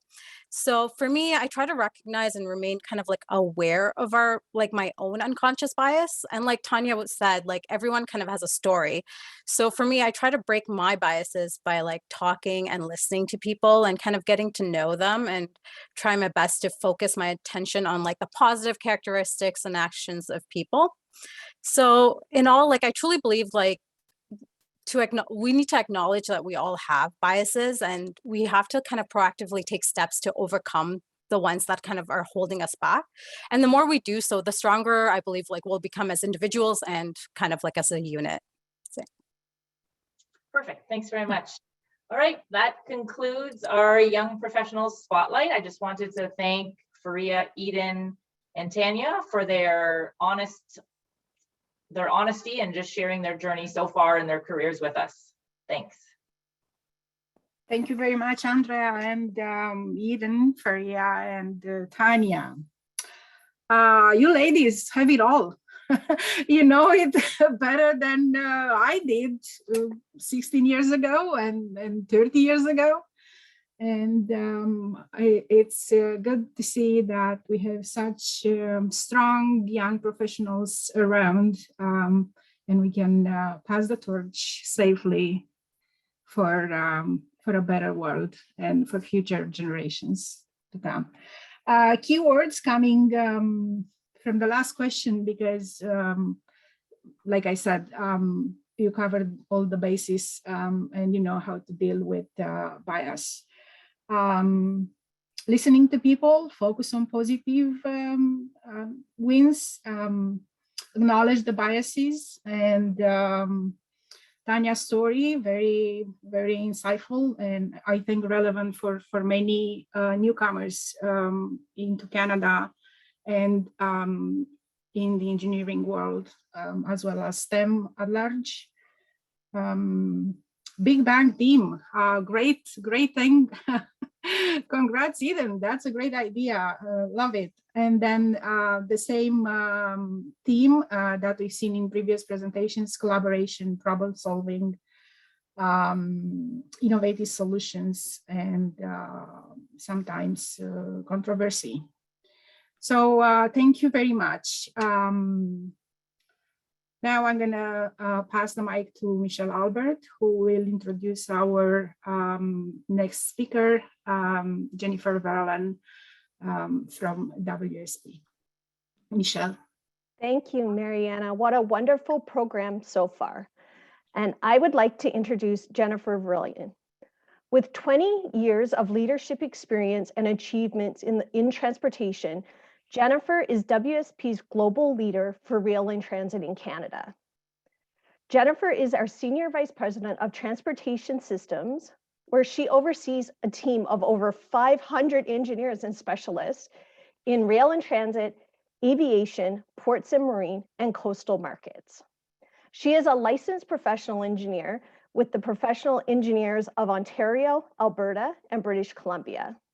Jennifer holds a distinction on the Engineers Canada Mobility Registry in accordance with the International Professional Engineers Agreement and the Asia Pacific Engineers Agreement as an international professional engineer. In addition, Jennifer was the sole Canadian recipient of the 2017 North American Mass Transit, US, Canada, and Mexico Top 40 Under 40 for her ability to show capacity in innovation, demonstrating leadership and commitment to making an impact in transit.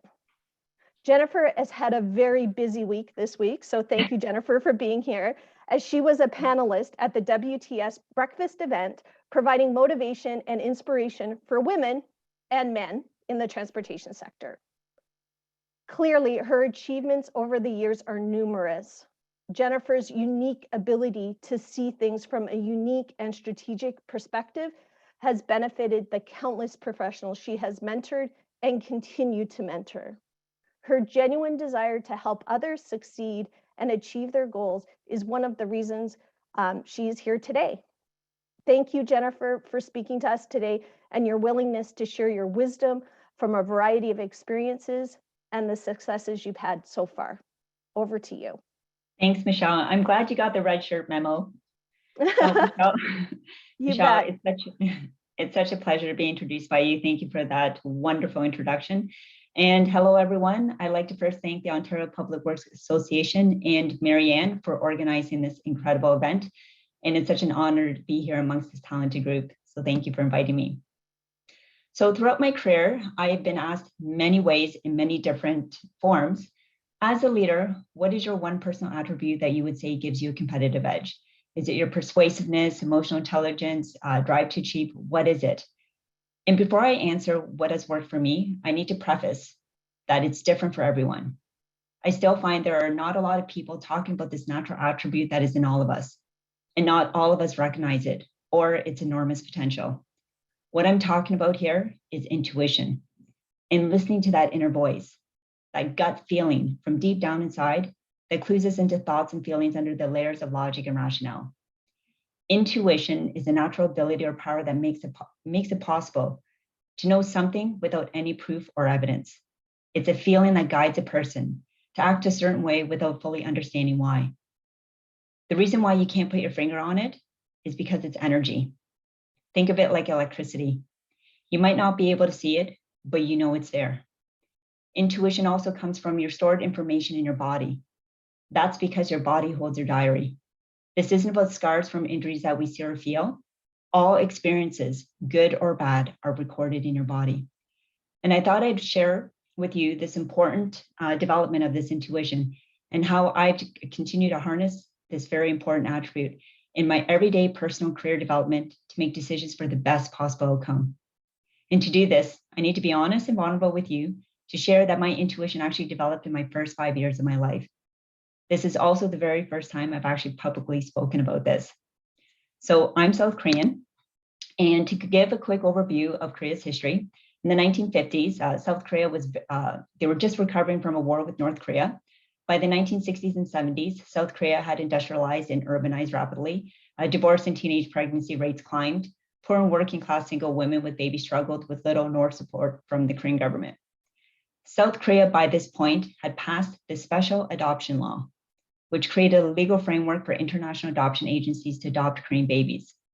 And from the beginning, there were problems.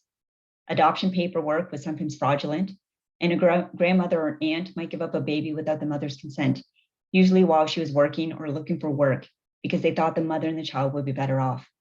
And to expedite this process, agencies often didn't even verify information about a child's health or age, or whether the mother had even truly consented to adoption. Many times babies were just dropped off at an orphanage with no paperwork.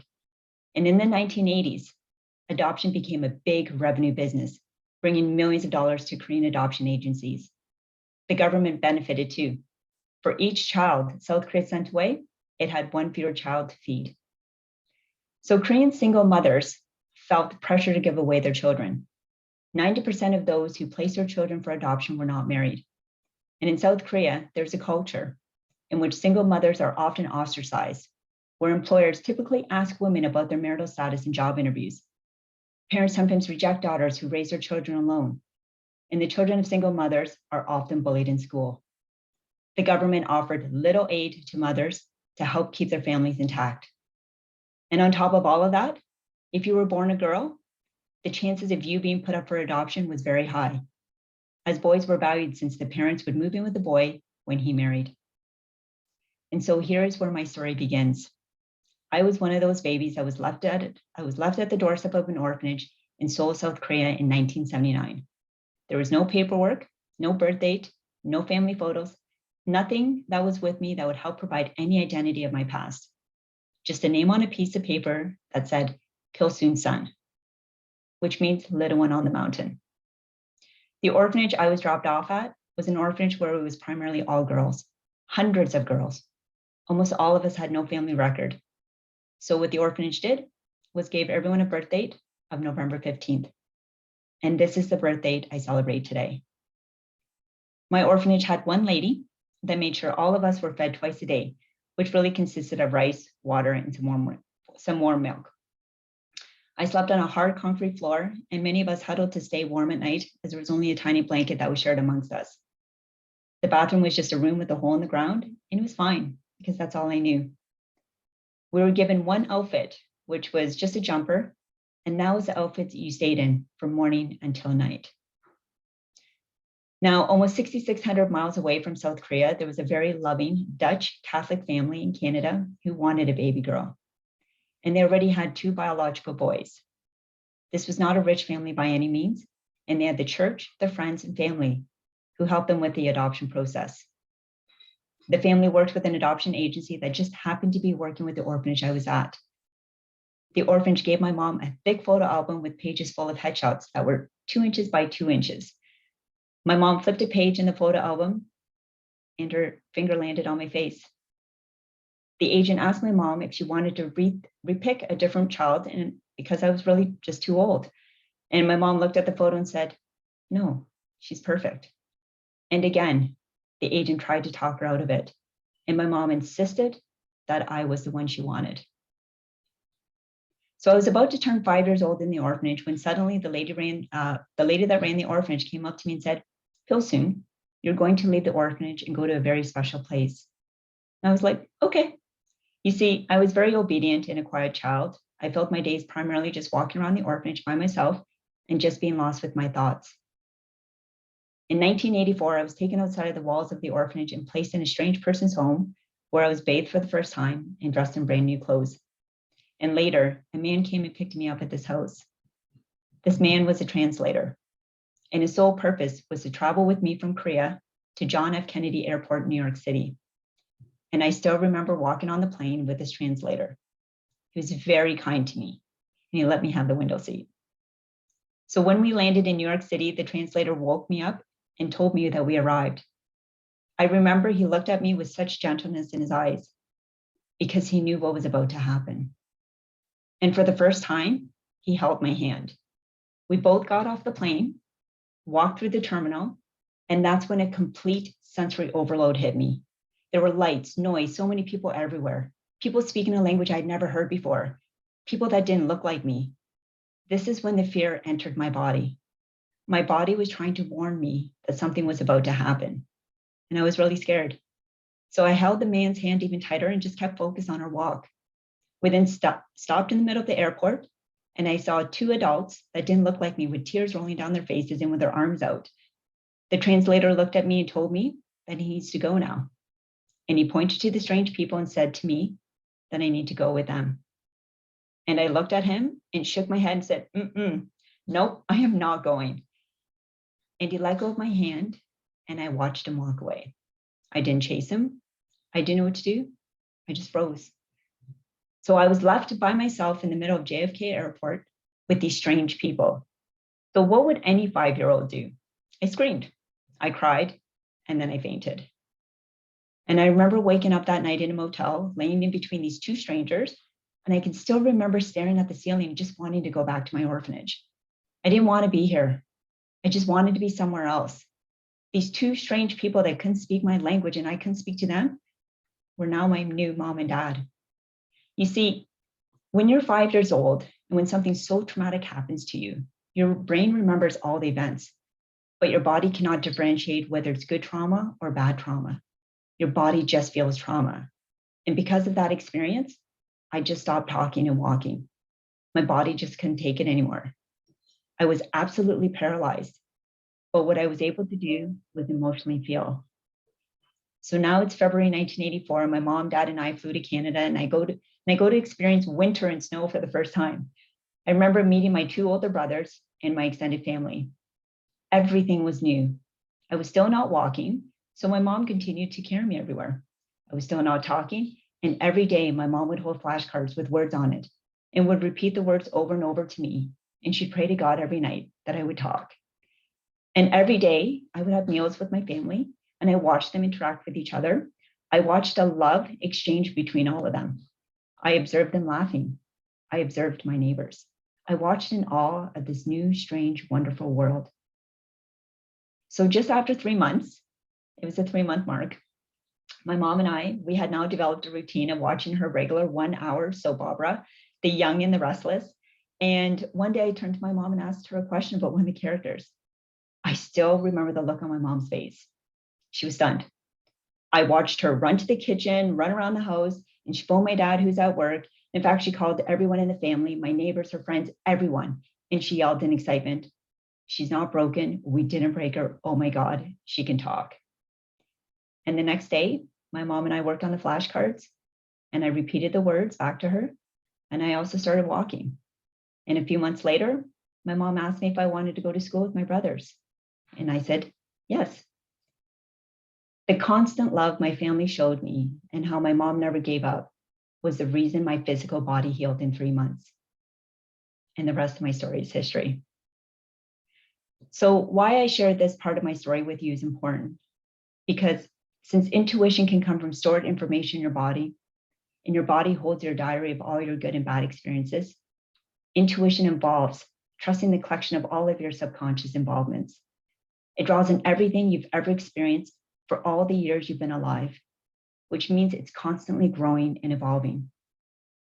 Intuitive abilities can also be affected by experiences that occur during periods of emotional growth and trauma. And for me, my emotional growth happened in my first 5 years of my life. I'm not saying that you must go through a traumatic experience to have intuition. Absolutely not. A lot of people practice harnessing their intuition through meditation or other means to quiet their minds. And many leaders already do this, and they just don't realize it. They're following their intuition. And for me, my upbringing is where I discovered it. So as I developed character and increased self-awareness, I began to listen and heed the call of intuition, and then have empathy for others. And it has helped me in my personal and professional life. My career, it actually requires me to make decisions on a daily basis. And when the answers don't come to me, I will go to bed and ask for the answers to come to me. And more often than none, I will wake up with an answer. I listen to the whispers and follow my gut. And when we harness and apply intuition, we're able to make decisions faster and more comfortably. Many times we make decisions that have more successful outcomes. And over time, our ability to notice and use our intuition increases, and so do the benefits. I used to feel ashamed of how much I trusted my gut, and now I see my intuition as a core differentiator in my work as a leader. And what I can say is this: leadership is about knowing who you are. If I didn't experience all the trauma at such a young age and felt the sensations of those experiences, I know I would not be here or not be where I am today and be the effective leader I am today. And I wouldn't trade any of my experiences in for the world. I'd like to thank all of you for listening to my story, and this is a story that I own. And once again, I'd like to thank the Ontario Public Works Association for inviting me. Thank you. Wow, thank you so much, Jennifer, for sharing your story. We do have actually a couple of questions for you. So what advice would you give your younger self? That's a great question. And I think the only thing I would say to my younger self is don't be scared. You're going to be okay. And, know that you're loved. They really do say that the first 5 years really shapes you, and it does. But some people would look at it and they could use it as a negative, but I actually took everything as a positive. And when I actually look at my life, I think I won the lottery. I literally won the lottery in life. I love Canada. I'm so proud to be Canadian. And I would really just tell my younger self, just enjoy it and don't be scared. It's an excellent point. Yeah, everything is an opportunity, right? Yeah. It just depends on how we choose to look at it. Absolutely. So yeah, sorry, I did get pretty emotional during your chat or your story. Sorry about that. So there's another question for you. Our society usually gives individuals who experience childhood adversity, trauma, or PTSD an excuse for turning into not highly productive individuals in life or embracing on a dark path. How do you think you were able to overcome the temptations of benefiting from such a possible past and turn your future around? I don't mean to make this a cheesy answer, but it was really love. And I think because when I was especially the first 3 months being in Canada, and I just observed, I saw something that was very scary. And then I saw love. And it's interesting. It's like trying to describe the color red to a blind man. You can't describe what love is. You just feel it. And that's what it was. I felt this energy all around me. And that energy is what I harnessed. And I took that energy, and I always do, even to this day. My bad days don't last as long because I always know that this too shall pass. But I always look at it, there's always a silver lining, there's always a positive component. And if something bad is happening to you, you have to ask yourself, what is it that I can do to change this? And a lot of times the only way you can change, and the power that you do have to change, is to change your thought. If you want a different outcome, you have to change your thought and the way you see things, because it will keep showing up in your life until you learn that lesson. And that is something that I learned at a really young age. If I want to change my, the world of what I'm seeing, I have to change my thought first. And so, yes, I could have used every excuse in the world if I wanted to choose a different path. But I just love life so much. I love people. I love listening to people's stories. And I do encourage all of you, especially for the new leaders that are coming up, take the time to listen to people's stories. And I guarantee you, when you do, you're going to look at them differently the next time you're in a boardroom or in a meeting room, or the next time maybe they're not speaking well, or the next time there's someone sitting in the corner, you invite them to the table. Everybody has a story, and everybody's story is got them to where they're at. And if they're in the meeting room, or they're talking to you, or they're asking you for your advice, take the time to take it a little bit more personal and just ask them about who they are. Thank you. Yeah, and it is true. Mind does create matter, right? Absolutely. So there is one more comment that's come in. It's actually a bit of a question. So could you please let us know a little bit more about accessing your intuition? To access your intuition, the way I do it, and I still practice, is I now do it through meditation. And there's many different forms you can do it. There are some people, and I'm going to use this example. Imagine you're driving a car. Sometimes you kind of just doze off, not sleeping, but it's just because you're just on this road, and then all of a sudden you get to your destination. In between that is actually meditating. Meditation isn't always just sitting on a carpet and going, no. A lot of times meditation is that you're able to scan your body. And that's what I do, is I find moments throughout the day, and trust me, I'm on Zoom calls, webinars, you name it, all day from like 10 to 12 hours.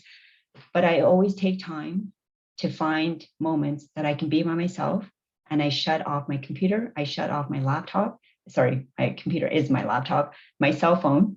And how I meditate is I go through walks. I live in Oakville, and I walk through the natures, and I'm on the trails, and that's how I meditate. I connect.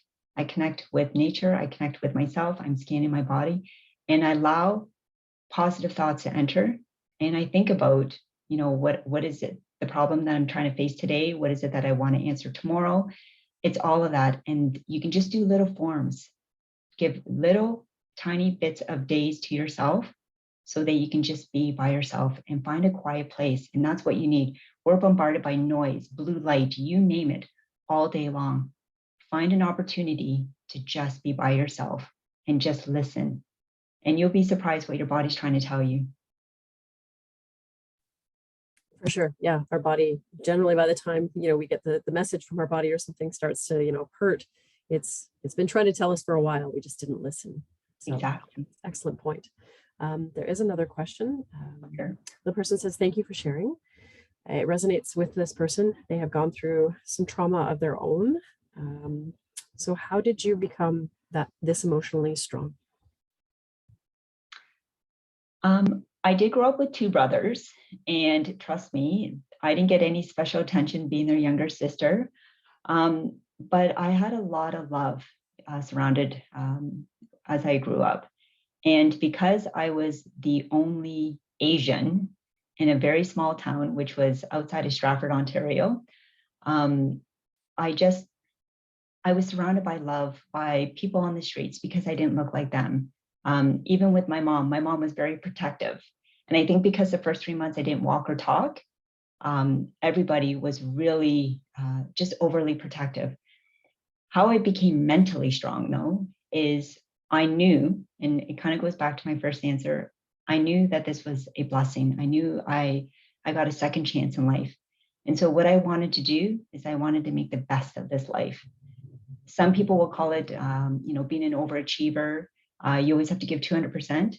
No, I call it because I enjoy every experience I'm going through, good or bad. And if there's one advice I can give to a lot of people, it's this. When you're facing darkness, don't shy away from it, embrace it. And that's what I've done. And once you experience that sensation, no one has ever died of a sensation. It doesn't feel good, yes, going through it, but if you get out on the other side, you've learned something and you're only going to grow. And the second advice I do want to give to people, she's one of my favorite American poets, Maya Angelou. She said, people will forget what you said, people will forget what you did, but people will never forget how you made them feel. And I take a conscious effort to make sure that when I'm meeting people or talking to people, that I'm trying to leave them a feeling and energy that when they walk away, that they feel good. They don't have to remember me or the conversation, but they feel good. And so that becomes a daily practice. And that's what life is. It's a daily practice. And I actually said this at the Women in Transportation event. And if you fail, guess what? The sun comes up tomorrow, you get another try again. So don't worry and don't be so hard on yourself.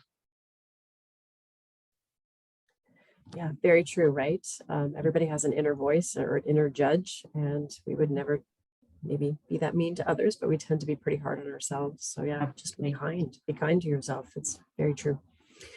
So thank you very much, Jennifer, for being so open and sharing your story. Okay, I'm going to go off video now. Yep, thank you. Take care. Thank you, Jennifer. Wow. One word, intuition as a leadership skill. And life is a daily practice, and you can start all over again next morning. So thank you for sharing your story.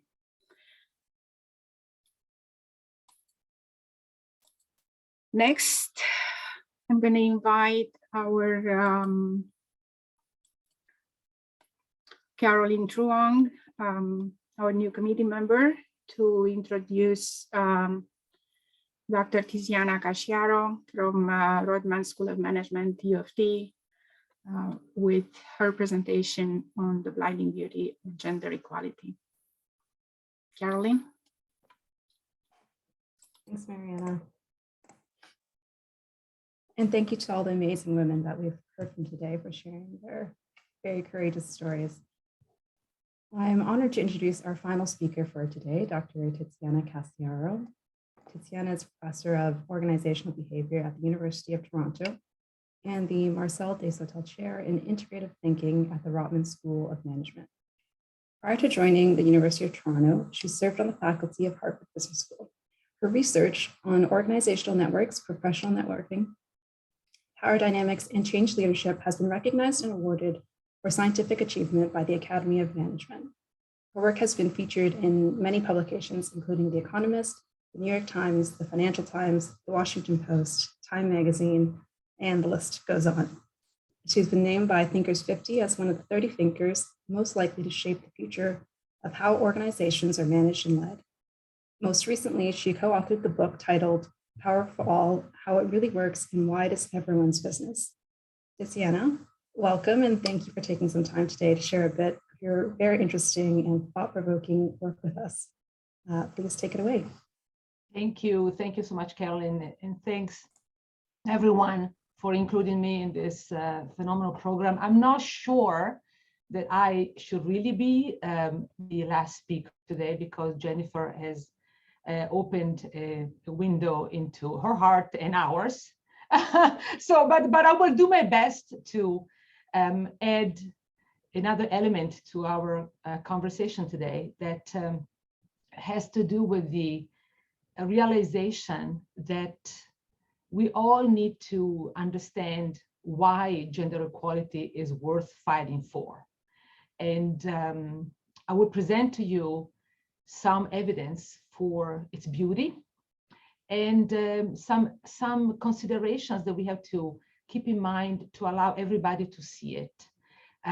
The notion that I have in the back of my mind as we tackle this topic is that if we all row in the same direction, men, women, and everybody else who is non-binary, we will achieve a level of social and emotional and even economic well-being that is going to be prevented from us if we don't embrace the idea that gender equality is actually good and wonderful for everyone. But the reality is that the attitudes that we have toward gender equality vary quite dramatically. There's a whole spectrum of reactions, as this beautiful, clever sculpture represents. We shift from a love relationship to a hate relationship with gender equality, and people fall in different parts of the spectrum over time. And it's important to understand where those reactions come from and what they are, because when we do, we might enable everybody to see relationship between all the genders to be a ground for collective growth, as opposed to competition and confrontation sometimes. Here's a spectrum of reactions, though. It varies quite wildly. Jennifer comes from South Korea. And in recent times, there's a group that is a minority, really, but it's a vocal minority of young men who have joined forces in a movement that they have called Men on Solidarity. That is a unabashed anti-feminist group. They consider feminists a social evil, in the sense that they see women as taking away from men roles, jobs, opportunities that really they don't necessarily deserve, for the sake of just a generic support of women. And they react quite badly to that sense of being usurped in their role in their society. Again, it's a fringe, but it's a fringe that you find in South Korea as much as you find in other places on this earth. This is not the only group that has this kind of attitude. That's one extreme. Then you have the other extreme that is populated by men like Jack Rifkin. This is one example that I picked because I saw him featured in a very recent book by Colleen Emmerman and Boris Groisberg called Glass Half Broken, that considers the most recent developments in our knowledge about women in professional circles breaking through the infamous glass ceiling. And Jack Rifkin was a particularly interesting character because early on in the 80s and 90s, when nobody was really thinking about gender equality, especially on Wall Street, made it a mission to create a research department at Lehman Brothers that actually would be a place where women could thrive and accomplish remarkable things in that process.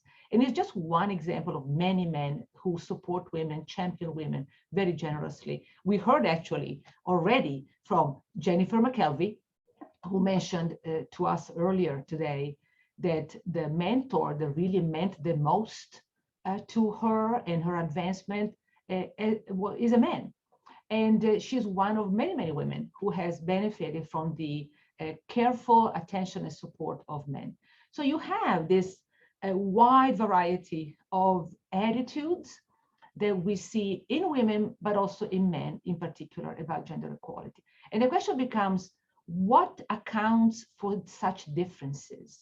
What leads men toward one end of the spectrum versus the other? We have to understand this because we need everybody to support this notion that gender equality actually is worth it, is worth our attention, that we should have an International Women's Day every day, in the sense that this advancement of women can benefit potentially all. Let me give you one possible explanation for these differences across men in different cultures, different geographies, but also within the same culture, you see this variety. And one explanation is that men and women alike may carry in their heads different conceptions of power. And I insist on the notion that it's just one of the possible explanations, because in this book that you see here, Power for All, we, my co-author Julie Batilana and I explore many different facets that lead to a quite complex distribution of power in our societies between men and women. And they are not just based on how people conceive of power. They're based on cultural differences, historical reasons, institutional structures. There are many, many, many factors that account for how men and women and everybody else is kind of stacked in a hierarchy of power in your environment. But one thing that does happen is that people conceive of power differently. And that shapes their attitudes, shapes their actions, and shapes what they look for, what they want. One conception is of power as a zero-sum game. And that seems to be the idea that animates a lot of these more extreme men's reactions to gender equality. If you see, sorry about my coughing, this is not COVID. It's allergy to everything in the nature in Canada. So Jennifer, you mentioned going into the woods, taking long walks and breathing the wonderful air to meditate. To meditate, I can't do that because the more I breathe, the worse it gets. But stay with me anyway and ignore my coughing. But the idea being that if you have a conception of power as a zero-sum game, the advancement of women becomes at the expense of men. So you lose in the process. They take something away from you. They advance and you recede. And no wonder that people have this kind of reaction. So let me position that in the South Korea story. Just 2 days ago, the New York Times wrote another article about South Korea. They had an election very recently, and they were pointing the focus of this article on the younger generations in Korea that are, as they describe them, young, broke, and angry. And they're frustrated about the shrinking opportunities in their world, the sense that they don't have nearly as rosy a prospect for their future as they were hoping to have. And many of these are young men who used to be at the pinnacle of South Korean society, still are in many ways. But in the younger generation, they see their future being threatened. And so no wonder you start to be a little more competitive with women in particular, because you don't feel the richness of opportunity around you. And when human beings in general, not only men, feel threatened in their safety, in their sense of worth, in their sense of self, they tend to react potentially very negatively toward the advancement of other groups that they see as competing with them. So that's on one side. Then you have men who lean toward equality because, in part, they recognize that they are deeply interdependent with women. And to these men, when women win, men win too. And not only do they win, their children win, their communities do better, their world becomes a nicer place to live in. Because we need each other, and the more we support each other and we allow everybody to achieve their best work, their potential to contribute, the better off everybody will be. And there are many men that subscribe to this kind of logic. And of course, these logics shift over time, right? It's not necessarily that a person remains stuck one way or the other, but it's good for us to understand why you observe such variation. And one man that you might know about is John Legend, who is a musician, a singer-songwriter, who went on record with this statement. He said, all men should be feminists. If men care about women's rights, the world will be a better place. We are better off when women are empowered. It leads to a better society. So this is a very broad statement that the contributions of women, when allowed, lift everybody up. And then you have a version of this very idealistic and beautiful way to put it that is very, very pragmatic. This is one example. This is a CEO or former CEO, happens to be an American company called Dot Foods, that says it very practically. He says, from a business perspective, why in the world would you want to go out and only recruit from a portion of the talent pool? It makes no sense. This is, let's keep it very real here.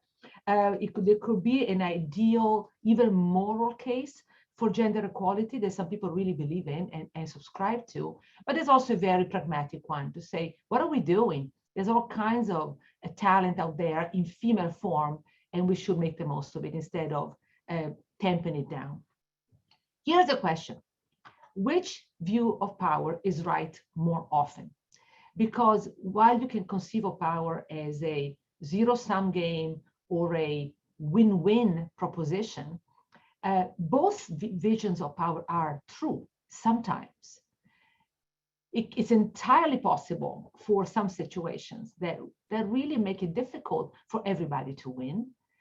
But there are many others in which, in fact, this mutual lifting of the genders does occur.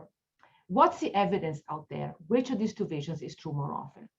We have a lot of evidence that the collective prosperity, our health, our happiness tend to grow when we recognize that power is more often than not a win-win proposition. And I say more often than not because we are presented with many situations around the world where men can enjoy a dominant position and women can really suffer from great power disadvantage. And the system is very prosperous economically anyway.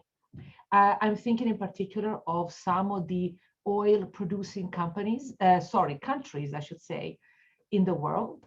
If you are in control of a very richly valued resource like oil, and you sit on top of the pyramid, controlling this resource, which gives you a lot of power, actually you can keep women down and subjugate them in many ways, deprive them of all kinds of freedoms, all kinds of rights. And your system functions anyway from a purely economic point of view. So it is very much the case that sometimes power is a win-lose proposition. But I will present to you now evidence for all the other circumstances, and there are a majority in which power is indeed a win-win proposition, and gender equality only contributes to our well-being. Let me tell you at least 4 different ways to think about it. A study of 23 countries across 3 continents found evidence that policies that promote gender equality tend to improve the quality of life, not just for women, but for men as well. Their life satisfaction increases greatly in an environment where gender equality is promoted through policy, okay? Now, a narrower study that was focused on the US and Europe found that this particular relationship between policies that promote gender equality and life satisfaction extended from adults to adolescent boys and girls, both benefiting greatly from this more equal way in which the genders engage with each other. And then, of course, this is a very timely study. Unfortunately, more gender equal nations have been shown to be less likely to resort to the use of force and engage in armed conflict. And that, I don't need to tell you, has a dramatic consequences not only for women and their children, as we see coming out of Ukraine or not coming out of Ukraine in the last few days, but of course for men, because if you're a man who is sent into battle and you die, that's no fun. It's not an improvement on your health, and your family suffer enormous loss when you go. It's a dramatic loss across the board. And we know that countries where gender equality is much more prominent are much less likely to engage in such confrontations.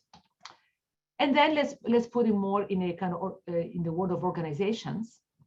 This is a very recent study of 1,000 large companies across 15 countries that showed, this is a figure that you might have heard about, that companies in the top quartile for gender diversity are 25% more likely to have above average profitability compared to the companies in the bottom quartile of gender equality, gender diversity. Now, this is a study that is correlational, so we cannot necessarily leap toward causation, but the evidence is pretty consistent that when you have more equality, not only between the genders, by the way, but also racially, you allow more voices to contribute to decision-making, to contribute to idea generation, to contribute to execution of a strategy, a business plan, a design. And these variety of contributions tend to improve decision-making. That we know from mountains of evidence. So we know a lot about the fact that gender equality, in fact, can be beneficial in most circumstances, with exceptions. There are not necessarily great exceptions. It's just that, you know, they could give comfort to some people that it's good to keep women down, but in most cases, it is not. So what do we need to do? What will it take from everybody to see this beauty of a more equal relationship between men and women, and support it and pursue it? And I will make a case here as the last bit of thought I want to share with you, that to, in a sense, bring everyone on board with the design that International Women's Day was created for, and break the bias that is keeping still women in a less than egalitarian position compared to men in many, many corners. We have to also give reassurance to men that they do have irreplaceable value in a gender equal world. And that takes at least three forms. One is that we've got to be aware of what the data is telling us. I know that there's a lot of people in this audience with science degrees who understand scientific reasoning, who understand very well the role of data. And we need to educate everybody around the notion that is well supported in the research, that women and men do best when they recognize their mutual dependence with women and not when they dominate them. Yes, there's going to be pockets of territory in which some men may enjoy greatly having a superiority over women, but in most cases, that's not the case. In most cases, people lose, themselves included, when a very asymmetric power relationship exists between the genders. And then I will say that there are two aspects of this and they need to be really attended to. On one end, you have parts of the population of men who are actually suffering. They're not doing so well. They are starting to have some serious losses educationally.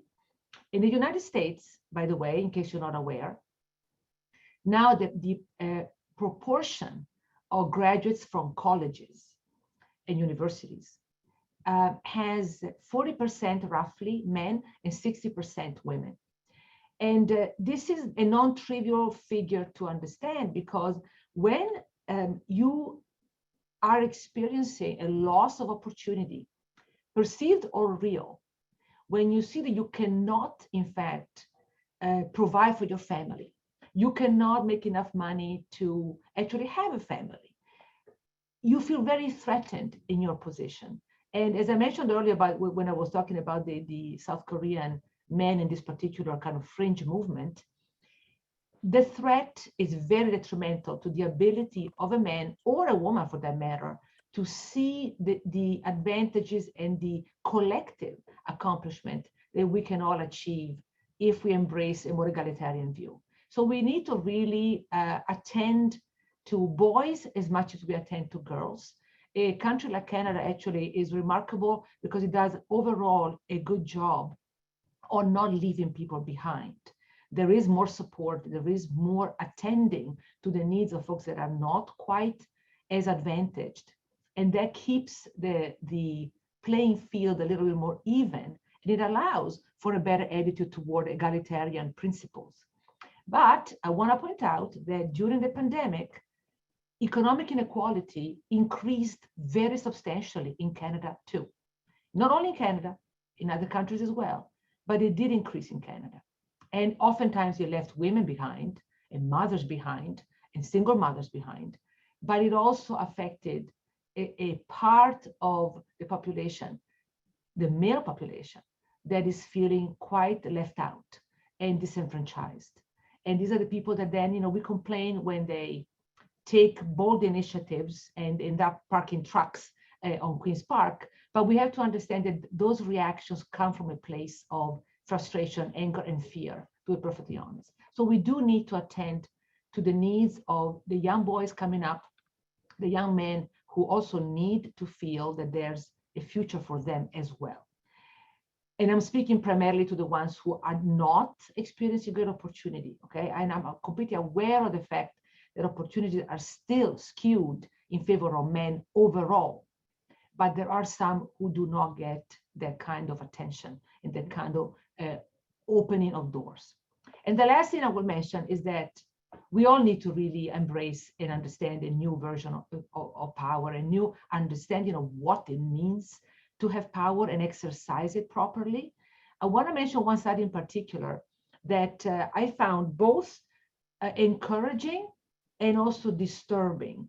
This is a study that looked at whether we see a leader as charismatic depending on how they lead.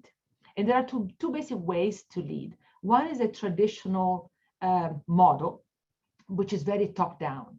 There's a leader who knows what they want to do, and they go to the people and say, this is a direction, dear friends, follow me and do these things, and we will accomplish great things. So very much a kind of it can become tyrannical, but also can be benevolent. But you come in knowing what the direction should be, and you just kind of impart it on the little people.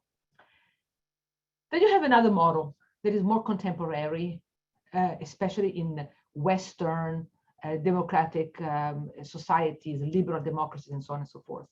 And it's a more inclusive style of leadership, where the leader still leads, but they do so by creating an environment where everybody can produce their best contribution, where the voices of many people is heard, where you allow folks to take the initiative, and you basically create a stage for them to perform on versus you as a leader getting all the limelight. And this study looked at these two different forms of leadership and asked a bunch of people whether they found leaders that do one or the other were charismatic or not. And here's what they found. If a man leads traditionally versus inclusively, people see that man as more charismatic than a woman that leads traditionally. But if a man leads inclusively, they are seen as less charismatic than women who lead inclusively. So you can just see here, for us women, in a sense, that's very encouraging, because we are in a world that more and more values more inclusive, more servant, more enabling forms of leadership. And so if we as women are seen as more charismatic and we lead that way, yay for us, but the future is our oyster. But you have to see the other side of this, because if you are a man who wants to lead inclusively, wants to be supportive of people, doesn't want to be the one who knows everything all the time, wants to be able to admit to mistakes, wants to be able to say, I don't know, and be humble about it, you are in trouble, because we are not treating you as a charismatic leader anymore. We're treating you as, a little bit weak. And so this is a kind of gender role that we're all attributing to each other. Men and women, we do that ourselves. And we need to intervene at the level of the mindset that we bring to how should power be exercised. And when you see a man leading inclusively, you have to shower them with praise as much as you shower a woman with praise when she leads inclusively. It's really a shift in mindset. And the same shift, which is even bigger, applies to the role that men and women play in the home. There is still evidence coming out from the studies to this day, right now, that we stigmatize men who take a parental leave when a child is born or adopted. And this creates all kinds of terrible repercussions. One is that, well, if you are a man who actually is very eager to take an active role in the life of your family, you have a hard time doing that in the eyes of your colleagues and your employer, because, consciously or unconsciously, you're not seen as committed, as tough, as present, as a man is supposed to be in the stereotype of gender roles. And then we have a problem because we don't create home environments where women can shift some of the burden and the joy of attending to children and the home over to their spouses, whenever the spouse is a man, because it doesn't have to be. This is very important because it is still true that the over disproportionate load of care work, whether it's home care or child care, still falls on women, even when women are professionals, like the ones in our audience today, the majority of them. We still end up carrying more of this load, and that obviously curtails our prospects. So what do you want to do? You want to change how we understand masculinity in many ways. This is something that men have to do, but women have to do too. Because if your husband ends up wanting to be at home more and you become the primary breadwinner, then you have to persuade your entire community, your family sometimes, your employer, the people out there, that actually that is completely normal, completely valuable way of running a family or having a family life. It's okay to do. It's actually sometimes the only intelligent way to do it, but it requires that we are much more open-minded about what it means to be a contributor at work, what it means to be a contributor at home, and shift the mindset around all of these things. These are some of the ideas that you can contemplate as we try to do this one thing for which we have a lot of evidence. We have a lot of evidence that gender equality is beneficial to almost all of us, almost all of the time. So let's do it. Let's all be feminists. That is the motto for the end of the session. It reminds me always when I utter the F word, feminist, it reminds me of a Swedish friend of mine. And you know, Sweden, for any of you who follow the Gender Equity Index, the Scandinavian countries are always up there, right? Right now, Iceland is the most gender equal country in the world. And you know, I won't tell you where all the other ones are. I can tell you that Canada is 24 or 25, I believe. And she was asked by a guy at some point, you know, because she was making a bunch of arguments in favor of gender equality. And this guy said, well, what are you, a feminist? And she retorted, of course I am. You are too, right?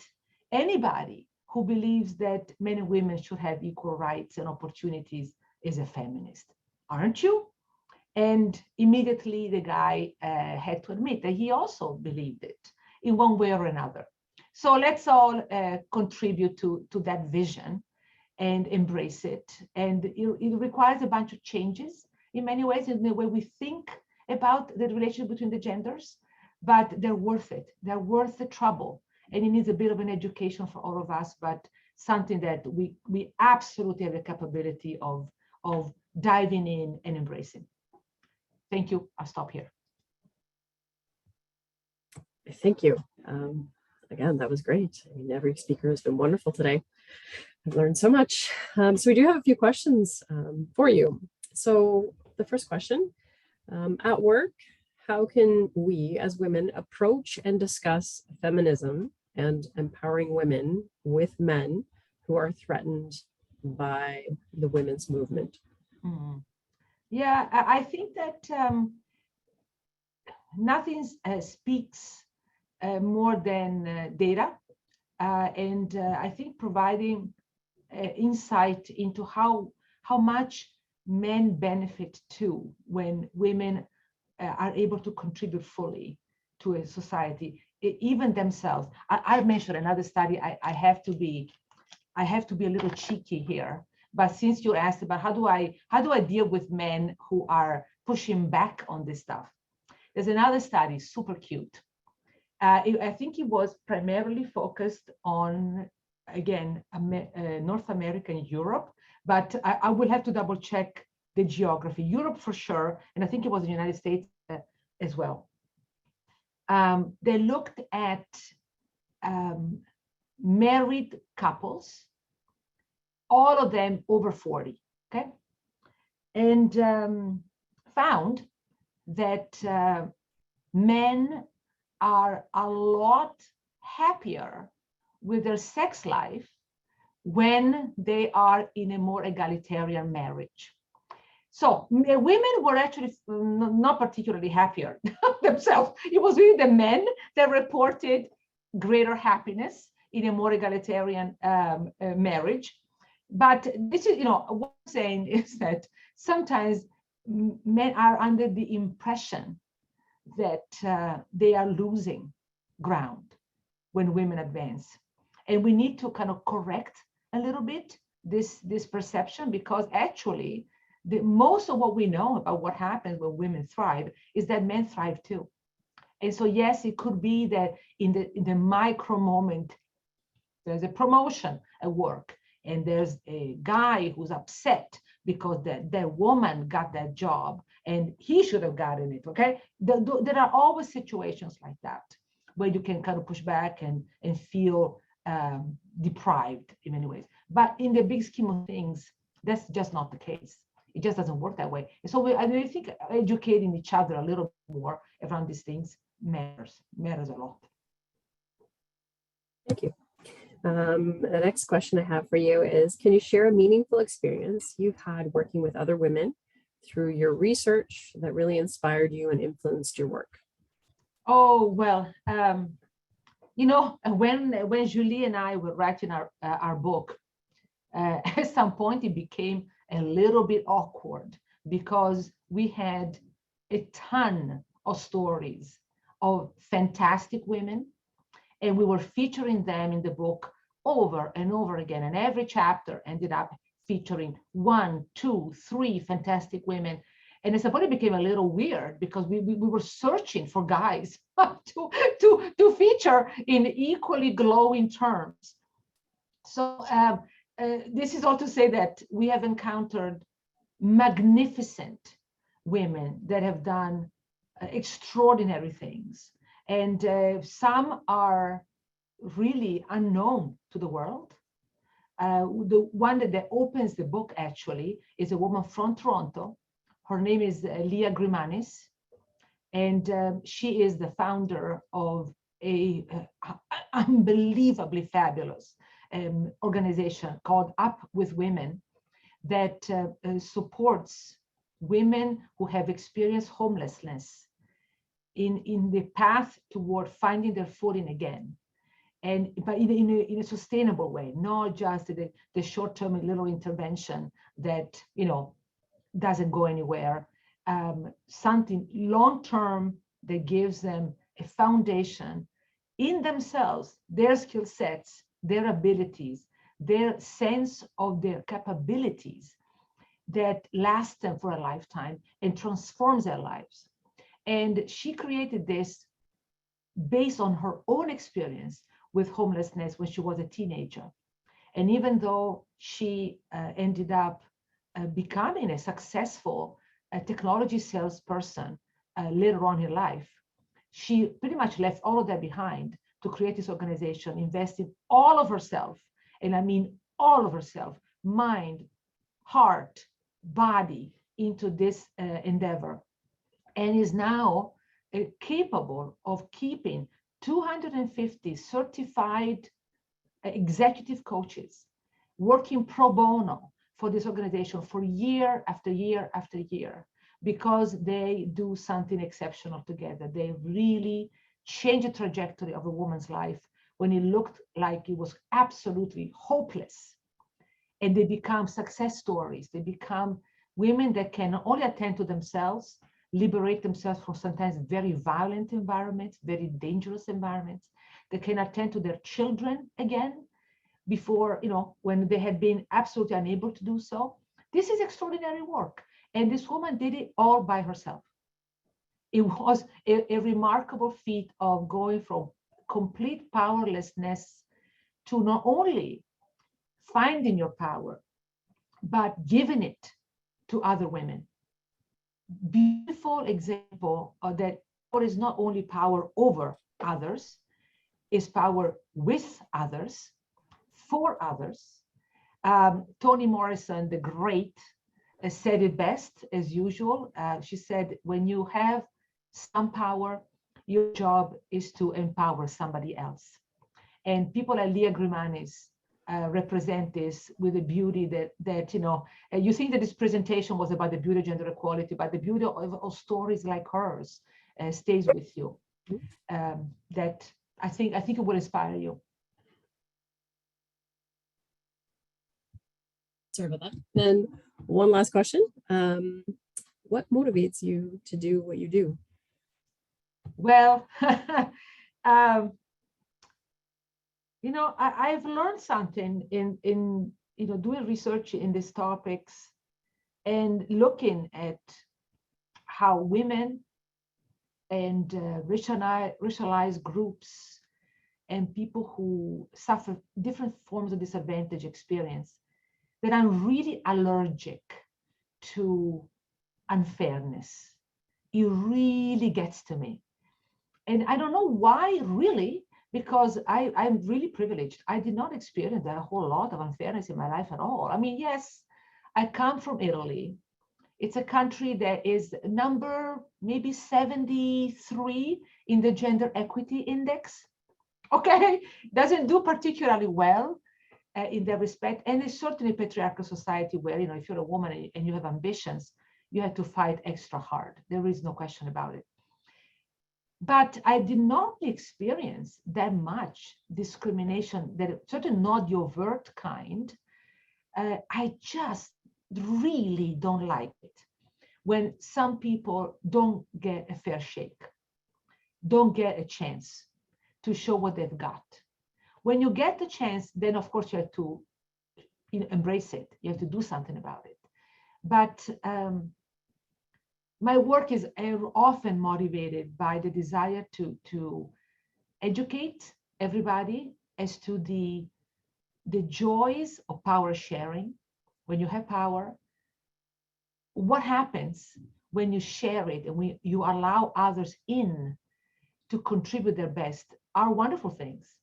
But sometimes we don't get that understanding. We become a little bit too concerned about keeping our power.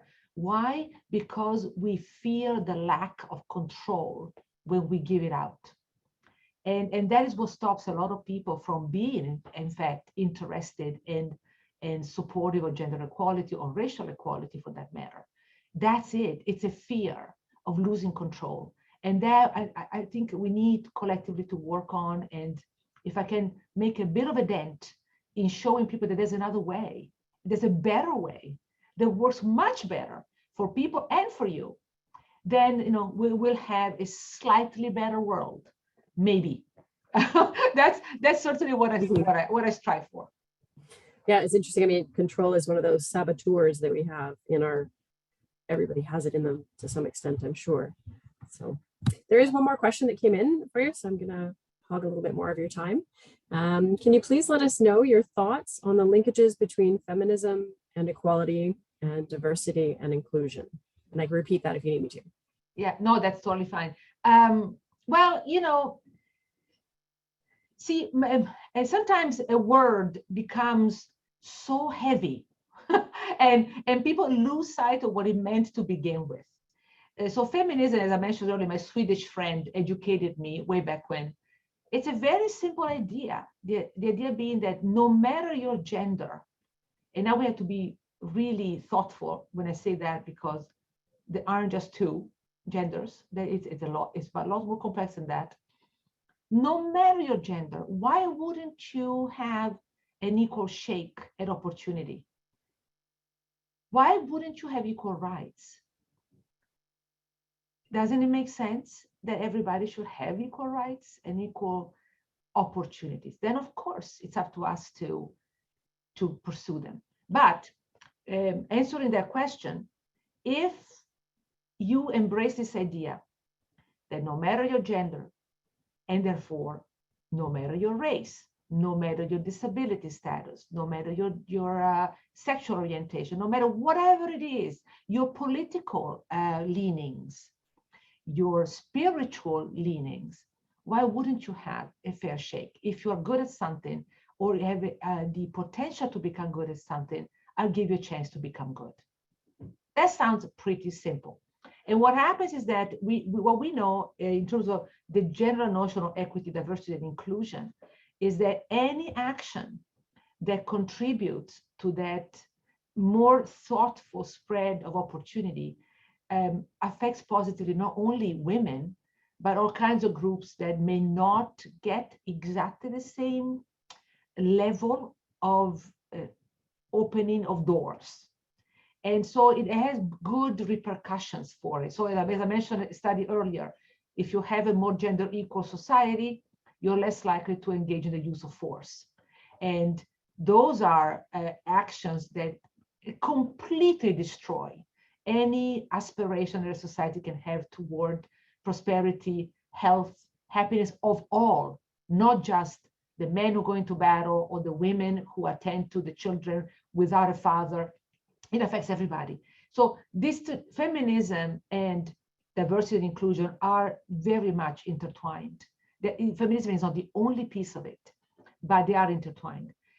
The history of feminism, like the history of pretty much everything, unfortunately also contains some critical junctures where the feminist movement did not do right by racialized minorities, for instance. This is a long, the history of this that you can kind of look up if you don't know it already. So I'm not saying that feminism is always done right by everybody, but it has certainly the foundations to help in the pursuit of a more diverse and inclusive environment at work, in society, where everybody feels that we can offer their best without too much fear that whatever feature that they carry with them will come to count against them. That's what we're really trying to avoid here. Thank you. I don't see any other questions in there. So with that, thank you, everyone. This has been amazing. And I do love your artwork there on your book. That's beautiful. And I'll pass it back to Mariana. Thank you all. Thank you, Tiziana. What a wonderful overview of the power game. I love your expression, magnificent women, and that example. And I would say that my take from your presentation is the principle of power sharing, which is based on the win-win core advantage that allows both men and women to gain and maintain power in a gender equal world. Thank you, everyone, once again. Next up, we have Angela Carley taking over the trivia section, our traditional social section portion of the piece of the event. Take it away. So I'd like to invite you to log in to the Vivox app. So there's two ways of doing that. You can either scan the QR code or type in vivox.app, and then that is the ID for today's trivia questions. So the trivia includes 2 word clouds and 8 multiple choice. And the questions will show up on your phone, and then all the answers will show up on the screen. So we'll just wait a few seconds to allow people to log in, and then we'll get started. And Joanne, I'll invite you to read through the questions. Okay, thanks.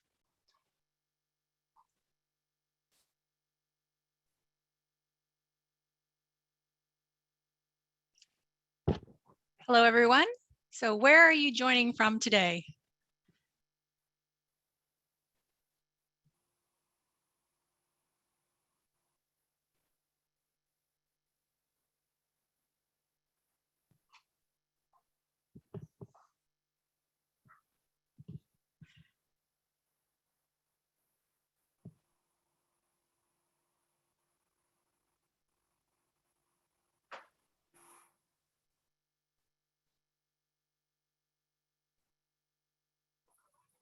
Wow, looks like we got some great representation today.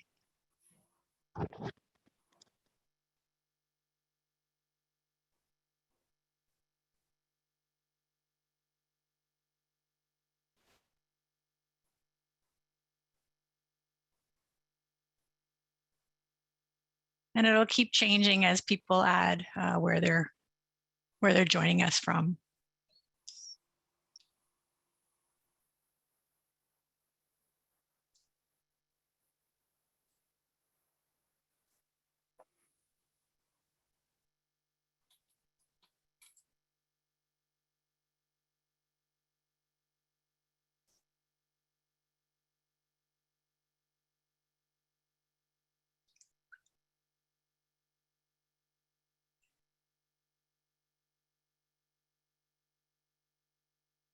Okay, we'll go on to the next question.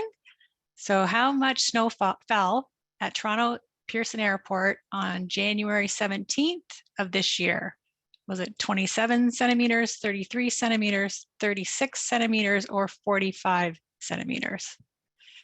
You can let us know your answer.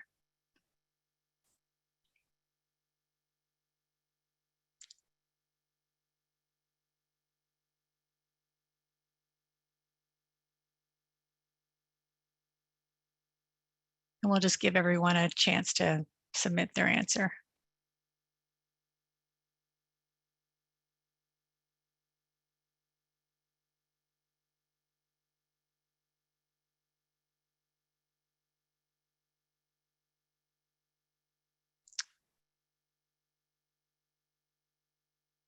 So the correct answer is 33 centimeters. So 33 centimeters, which was marked the third largest snow event at Toronto Pearson since 1937. Next question. Viola Desmond is the first Canadian woman to be featured by herself on the face of a Canadian banknote. Who was Viola Desmond? Was she a human rights activist, a pilot, a social worker, or a doctor? You can go ahead and let us know your answer.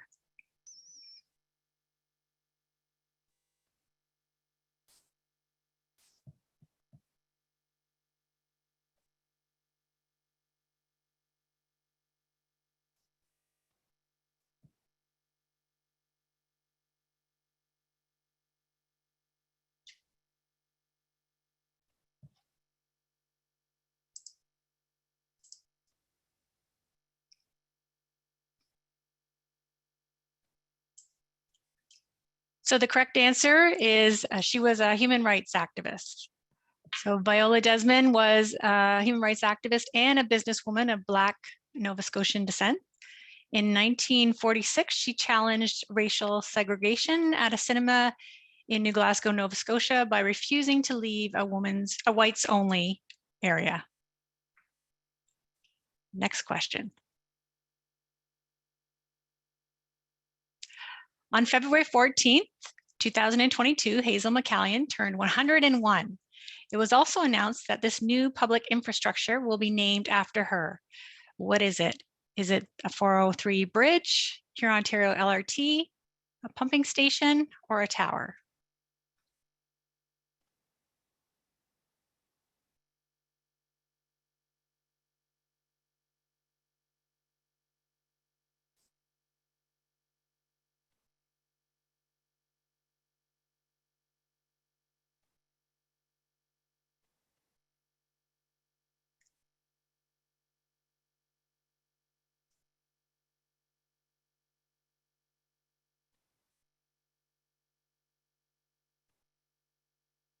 And the answer is Huron-Ontario LRT.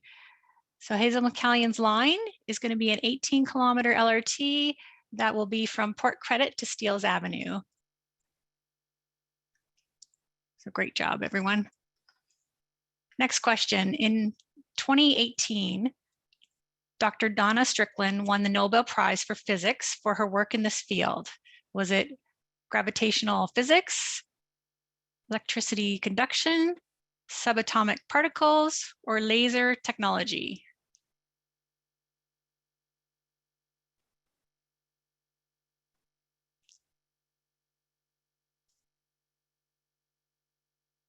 Everyone can submit their answer.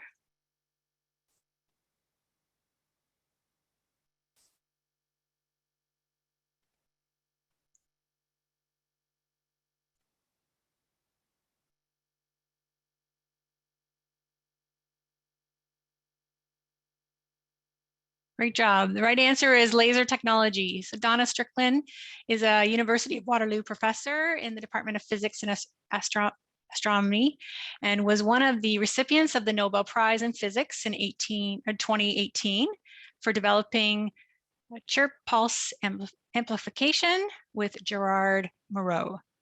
Hopefully I pronounced that right. Next question. At the 2022 Olympics, Charles Hamlin became the oldest male short track speed skater to medal and shares the title as Canada's most decorated Winter Olympian with this athlete. Was it Francois Louis Tremblay, Haley Wichenheimer, Marc Gagnon, or Cindy Clauselin?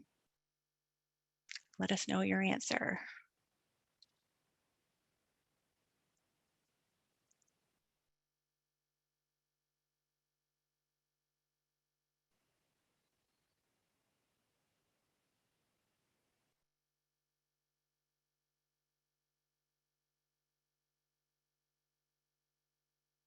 And the answer is Cindy Clausen. Well done. She represented Canada at the 2002, 2006, and 2010 Olympics, and she has 1 gold, 2 silver, and 3 bronze.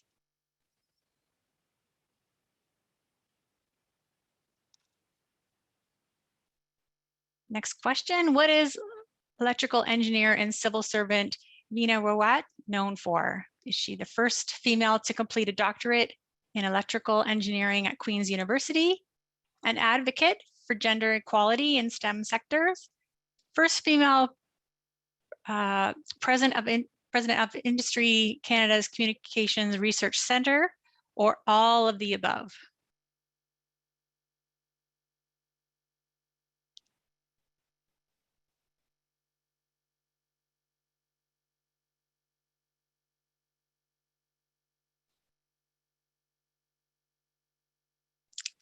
And the correct answer, which all of you got, most of you got, was all of the above. Dr. Roat was an advocate for more opportunities in science technology for women. She continues to be involved in mentoring women and providing guidance for their career development. The world's largest snow maze is located near which city? Is it Ottawa, Montreal, Calgary, or Winnipeg? Lock in your answers.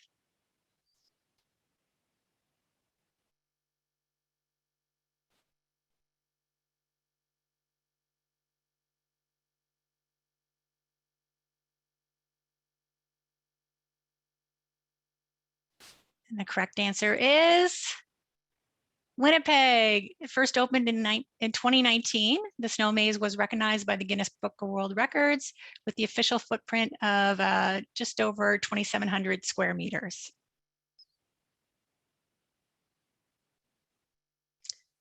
Who was the first Canadian woman to win the Nobel Prize for Literature? Was it Margaret Atwood, Alice Munro, Jane Urquhart, or Miriam Toews?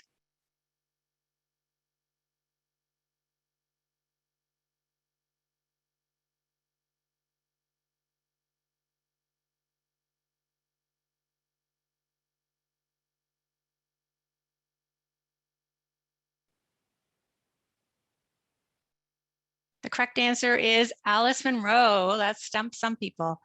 Won the 2013 Nobel Prize in Literature and the Man Booker International Prize in 2009 for her lifetime body of work.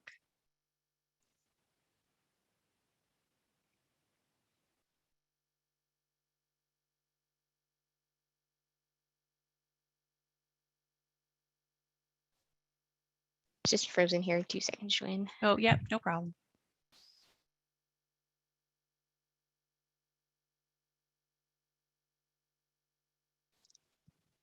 That's the end of the trivia. We'd like to thank everyone for participating. We will be issuing gift cards as prizes. They'll be randomly drawn and they'll be sent out to the winners. So thanks everyone for participating. And I'll pass it on back to Mariana. Yeah, thank you. Thank you for the interesting questions. well, we've been up to challenge most of the time. So I'm gonna go back to our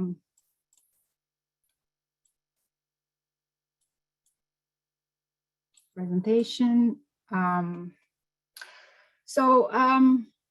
In closing, here is a special thank you to our participants, presenters, volunteers, and OPWA board members.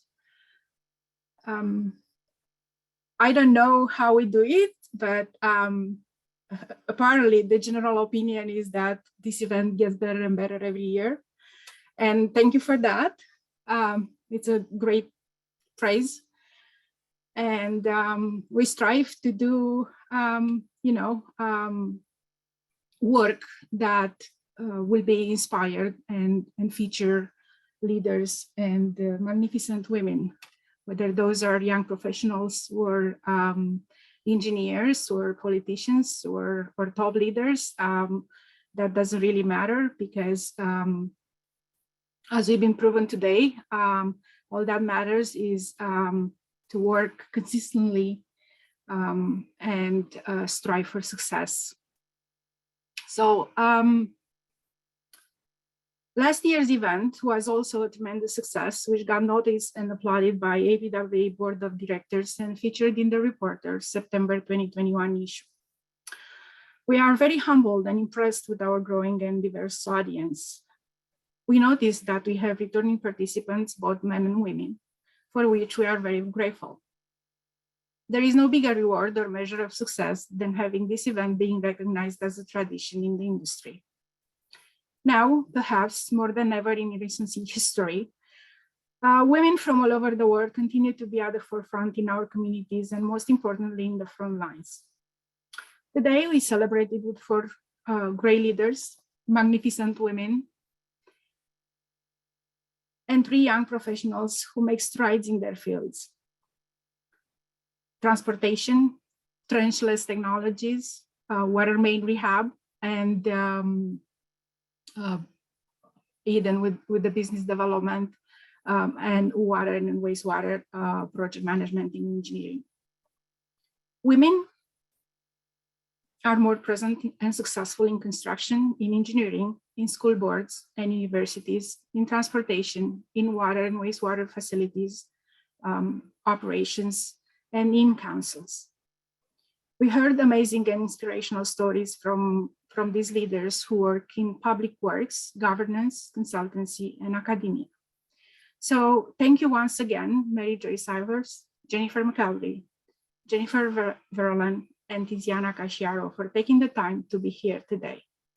You are great role models and ambassadors of sustainable change, diversity, and inclusivity. Today's event was a showcase of collaboration and union between countries, professions, and generations. We learned today that by thinking differently, leading with courage and empathy, and taking initiative, we can break the bias and stereotypes, drive change, and ultimately build a better life for future generations. So thank you to Eden, Faria, and Tanya for taking the young professional spotlight with confidence and enthusiasm. This is our way of recognizing women talent in STEM and engineering and celebrating the National Engineering Month. Although not all of you are engineers, you're pretty close and work with engineers day in, day out. Ontario Public Works Association continues to bring together women and men professionals interested in building a better future together by forging stronger relationships across Ontario, Canada, and United States of America. So special thanks to OPWA and OPWA boards, particularly to Brian Barber, Don Kudo, Angela Story, and Mary Joyce Ivers for their continued support. Lastly, but not the least, on behalf of the OPWA and myself, I would like to thank our new committee volunteers who were instrumental in planning this event and making it a great success once again. So please wave as you hear your name, turn your camera on and wave so we know who you are. Angela Carley, Andrea Pitura, Michelle Albert, Tara Clayton, Andrea Council, Caroline Truong, and Joanne Starr. You probably noticed that we have a renewed International Women's Day Committee this year. And I'd like to salute Astrid, who's also in audience and couldn't be here today because of personal and professional dreams that needed to be attended by some of our longstanding committee members. We miss you. So I hope that we can all reunite at our next year's event in person. So once again, this event is coming to an end, and I want to personally thank you all, thinking and praying that the COVID pandemic will soon end and the Ukraine conflict will come to a peaceful resolution rather sooner than later. Stay tuned for future OPWA events. And before signing out, please take a few minutes to fill out our survey. Keep safe until we meet again. And this webinar is now ended. Brian, you can start the survey, please. Thank you. Happy International Women's Day.